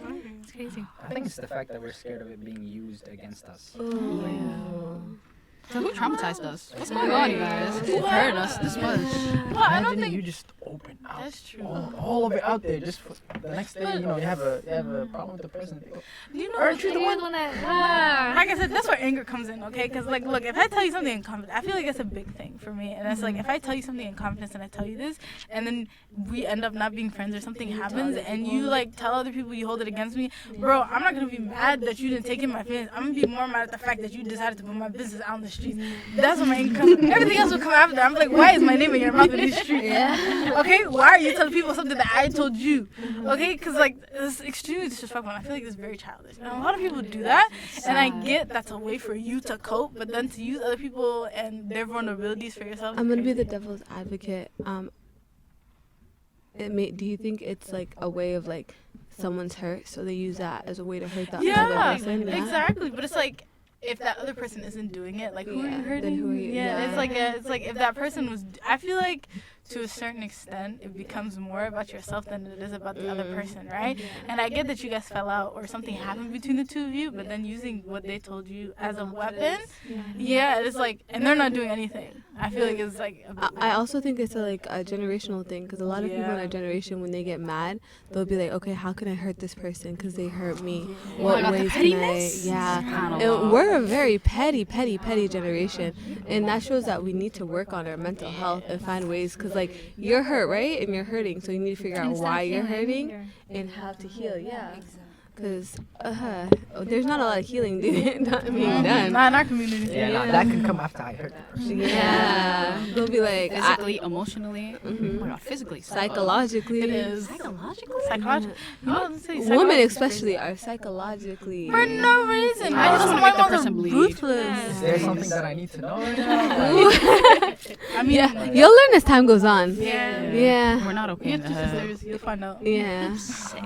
We'll give you the rundown later after hours. When it comes to like navigating mental health, do you think like in our community, because you said it's people in our community, how do people in our community navigate mental health? Do we just like we run away from it, right? But like yeah, right out the door. It doesn't exist. It doesn't exist. Mental health? What is that? I don't even think. Yeah, we don't have a direct definition for mental health. Yeah, Yeah, They just call it crazy. Depression. It's Depression, just in your that's the word. head. it's in your. We don't even have a word for psychology. Our word for psychology is Arabi. It's ilm al-nafs. It's an Arabi word. We don't have a at least I don't know of it. If there is one, I've always heard when people say it, they say it in Arabic. Yeah. No, why What's don't we the have a Arabic language?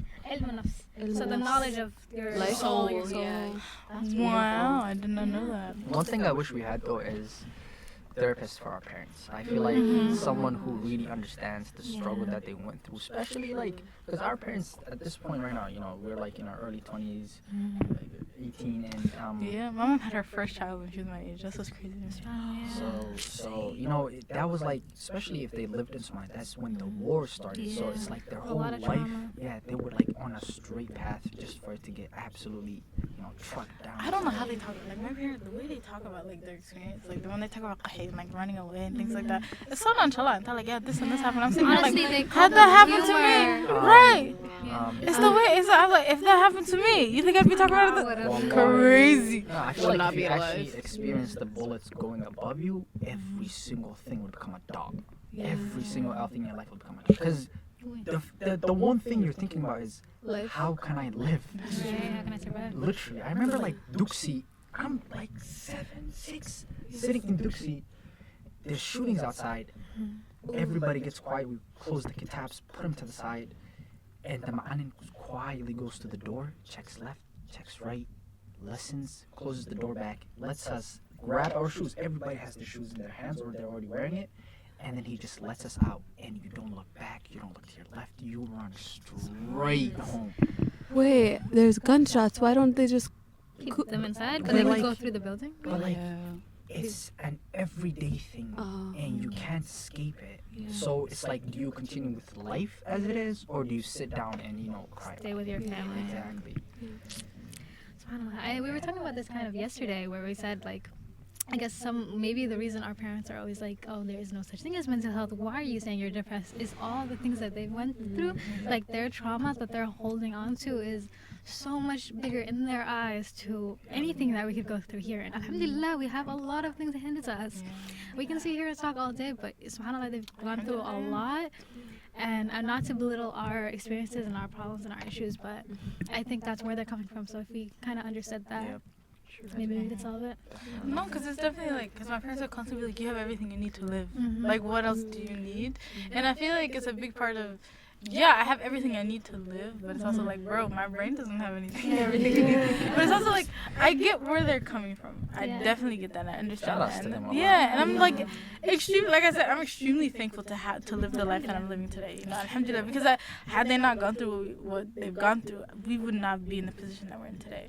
And so it's like, I'm very thankful for that, but I also think, like, especially now that we're getting older, like, everyone's grown up now. I feel like when we were kids, it was whatever, but now that everyone is growing up and becoming adults, I feel like, okay, we've gotten to that point. We've made it past it. Like, what do we do now?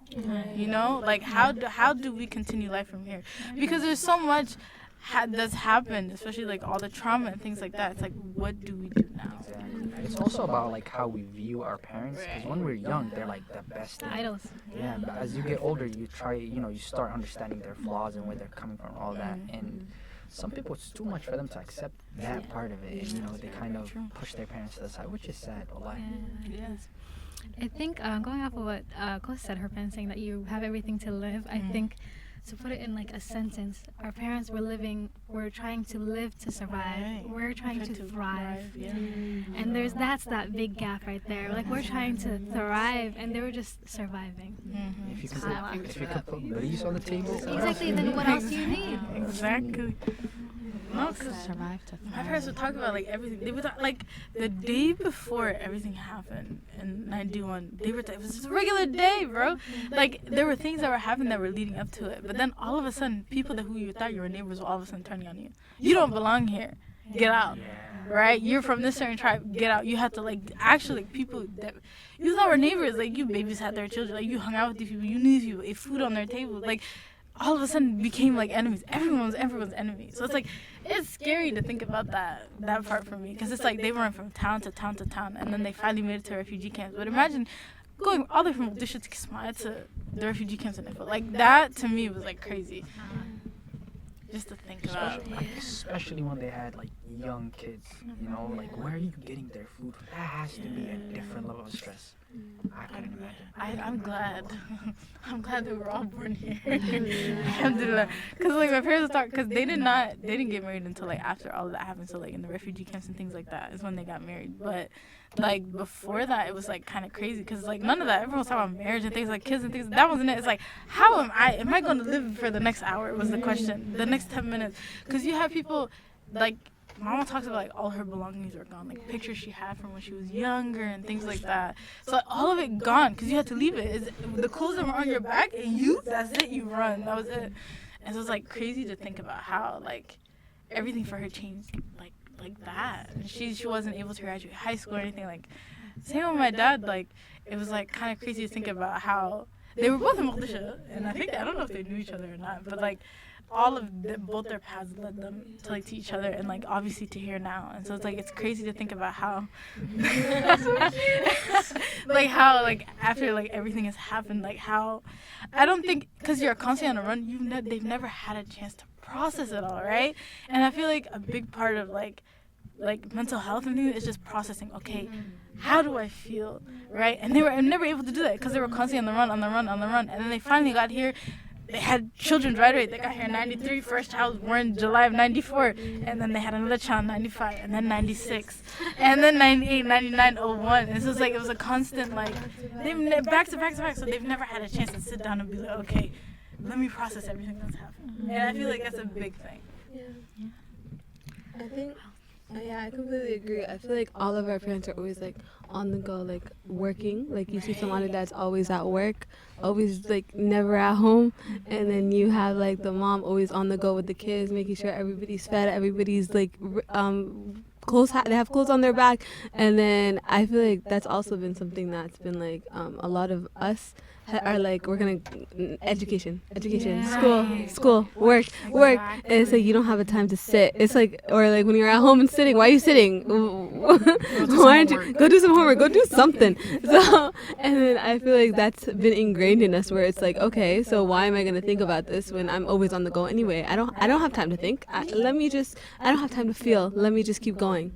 And yeah, we have that survival mindset also, but in a different way because we're we're not powering through war, but we're powering through the war of life, you know? I feel like that correlates with us bottling our emotions in. So there is a study also, psychology in me, it's coming out. There is a study I read in a class once that talked about how generational trauma can be in our genetics. Like forget just like our upbringing and our nurturing, but it can be in our DNA. And subhanAllah, looking at that, that's like all the things that your parents went through.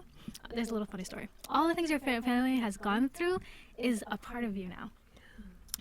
The funny story is my dad, it's actually not funny on his side. It's funny to me. Oh wow.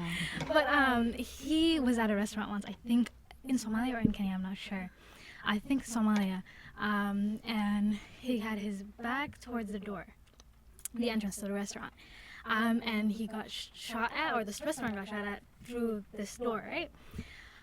From then on, he's never sat with his back towards the door. I, throughout my whole life, always hated the fact that there was a door like behind me or like a window. I never sat next to a door. And I told him this one time, and he's like, yo, I don't either, and this is why. And then I just thought about it, and I was like, imagine all the other things that we do and we don't even realize that are because our parents have gone through these things. Yeah. That's something so simple. Yeah. So the question is, what are we gonna pass on to our children? Exactly. I don't even want to know. It's already 8:20. When we get there, we get there. Yeah. They can fight it out. They're tough. They'll be alright. We made it here. Just avoid. They'll survive and they'll be fed. We'll see what happens. Speaking of our children, what can we do to make sure that, you know, they're not avoidance like us, you know? They're not trying to just sleep it off like me. Cry it out like you, Asma. Avoid. How can we make them, you know, make therapy more of a, you know, constant instead of just... I feel like talk it out. Well, I feel like also starting from a very young age. I feel like validating their feelings and then asking them to talk about how they're feeling, kind of like talking it out from like a very young age. Because I feel like, especially when kids be acting out terrible twos and stuff like that, I don't know, you acting out, child, bro. I can't Kick them. That's crazy. But like getting them to speak about their feelings rather than use actions first. And so it's like starting from a young age, and I feel like that'll carry, especially with boys too. Like, it's okay to cry, it's okay to have feelings, and it's okay, you know, to be vulnerable, you know. And I feel like society obviously tells you that it's not okay, but at the end of the day, forget what society says. I'm your mom, I listen to you, you know. And so it's like, I feel like starting from a very young age and like validating their feelings and having them talk it out and just telling them it's okay to feel how they're feeling, you know. And kids understand, guys. Like, psychologically, the kids are developing like really fast, and a lot of Somali parents are like, oh, in Malawi, they're just kids, they're just 2, they're just 5, they're just 6, until they get to like teenage age, and then now you're expecting so much from them. But starting at such a young age, kids understand. Like, mentally, they're so much more than we think of them. Yeah. And everything matters. Just being careful as well, like what you tell them, because sometimes I feel like parents or family members would like belittle, like, oh, you're like gaining weight, like you're eating too much, like, oh, why are you crying, like it's not that big of a deal, and it closes them off instead of being like, oh, well, what makes you sad, like why are you crying, and just giving them space to talk it out and being willing to like actually listen instead of like judging them. 100%. Especially the eating part. Yeah. The origin of a eating disorder. Yeah. Yeah. Everything starts at home. I have 2 younger sisters. One is a baby, one is 13, about to turn 13. And you know, like, there's some things that you notice, of course, right? I'm the only boy in the house. I've always been the only boy in the house, and like my experience of, you know, talking with my mom and stuff like that is completely different to the one that my younger sister is going through right now, right? And I feel like having you becoming, as the kid, you becoming friends with your parents is definitely the way to go. Yeah, 100%. 100%. So like encouraging it would be a good way, and also just making sure that it's okay to feel things. You know, just feel it, whatever it is, anger, sadness, happiness. That's what you should feel. That's human. Is the bigger one. Yeah. Process it. Definitely. Yep. Yeah, make your parents your friends. My dad is my best friend. My mom, I love my mom, so my mom's my best friend. Like, I love them. I agree. Okay, so thank you guys so much. So yesterday we ended with a question, like an icebreaker question, so I'm going to do that again. Okay. So my question today is, who is one person that you're thankful for that shaped you or gave you like an opportunity that got you here today, that's not a family member or friend? I was saying my dad. That's not a family member. For me, I would say not a family member. Nope. Crazy. Orphan? Or friend. Oh. Like Okay. an older adult or something, you know? Okay, I would say my supervisor. Yeah. And she gave me an opportunity it's April. I remember it was like April 6th or something. Yeah. April 6th of 2021. I remember came to her office. She sat me down. She's like, I have this job opportunity if you want it, and this is what you would do. And like, it's been like, what was it 2? It's been almost 3 years now, right? And it's been like crazy to think about like all the opportunities she was able to give me, and just like having her there, like she's like so full of wisdom, and like even after everything she's been through, like she just knows so much, and she's like just an amazing person, right? And so it's like I feel like she was able to give me an opportunity to kind of like use my leadership skills and kind of show, okay, like this is who I am and this is who I want to be. And like she's always been like that type of person to always like help her community and do what she can for the people around her. And like I've never seen anyone more selfless than her. And so it's like I feel like if it had not been for her, I would not be the Koos that I am today. So I want to just give a big shout out to Habib Fosia. She's amazing, and I definitely do look up to her too. Like she's made Lewiston she's been such an impact on Lewiston. Mashallah, mashallah. For me, I would say Miss Pendleton, Yeah. my freshman year English teacher. Yeah. I don't know what happened to me, but 8th grade, I just lost all confidence in myself. Maybe it was I was new to this place, and you know I had to kind of change, and a lot of change had to happen. But she gave me the necessary tough love I needed at that point, and to kind of recognize what exactly am I doing? What's going on? What's wrong? Yeah. And she's been supportive throughout high school. Like if I had a problem and I needed something, I would always go to her, and she was there. Even right now, I still have her number. If I feel like I need something, I can still text her, and I know for a fact she will be more than willing to help. And just having that support right there, I just can't describe that experience, that feeling. That's beautiful. I love that. Yeah. Shout out to Miss Pendleton. I think it would have to be my 8th grade teacher, Miss Camden. Yeah. She helped me with everything. Whenever I needed help with like job interview questions, she was there. And through my freshman year, she was like my teacher from 8th grade to sophomore-ish. And there was a lot happening during my freshman and sophomore year. So whenever I needed to talk about my feelings, or I just needed to be around somebody because I don't want to be in my head, I would just go to her in her office, eat lunch, or just stay in comfortable silence. She was like that figure that I needed growing up, and I really appreciate her. Shout out to her. I need to email her back, but yeah. Oh, this is a really hard question. I feel like there's just so many people. I cannot narrow it down to just one. But I'll just say like one of the first people that definitely helped me was Miss Waite. She's my English teacher from like sophomore year. She definitely like encouraged me to apply to like competitions and like do well in my writing, and helped me with like programs to join and help navigate through that. It was really nice. It definitely gave me the confidence to just put myself out there and to help others as well. I love that. Shout out to Miss Wade. I remember Miss Wade in high school. Yeah. Can you try and make that phone work for a second? Hand it to me and I'll try to make it work. Just for the ending. Yeah. Oh, it's working? Yeah, it is. Finally. Okay. Is it faced at us? It's just because. Yeah, you follow? Yeah. We love supportive teachers, by the way, if you didn't notice. Yes. Try to become as supportive as you can. I'll do my best. For me, mother-daughter duos. So I have 2 mother-daughter duos that actually helped and shaped me.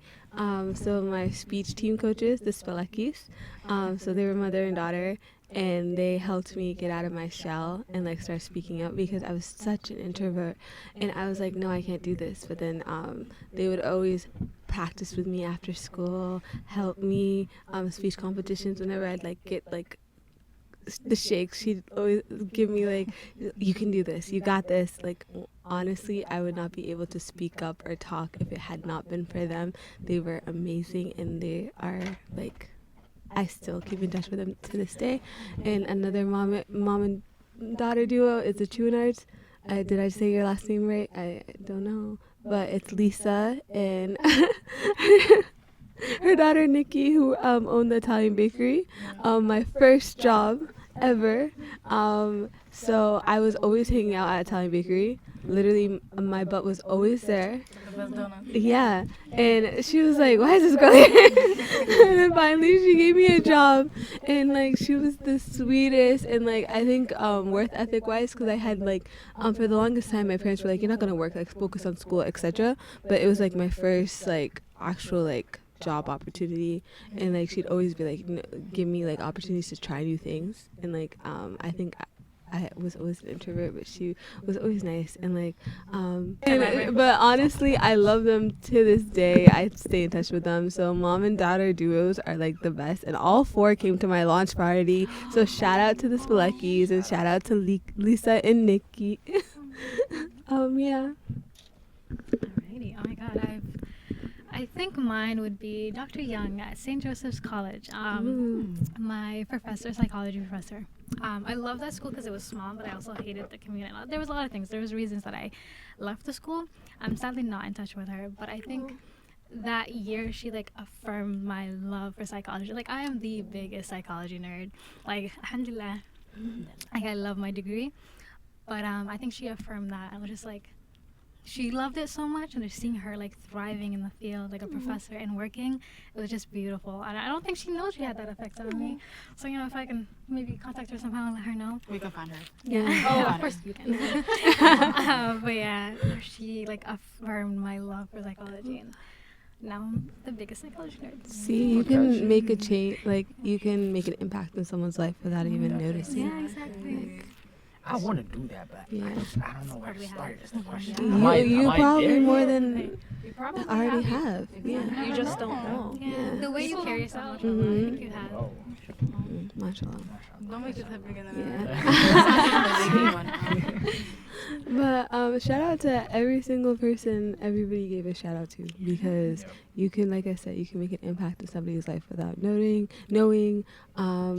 Be there for people, be kind to people, love on people.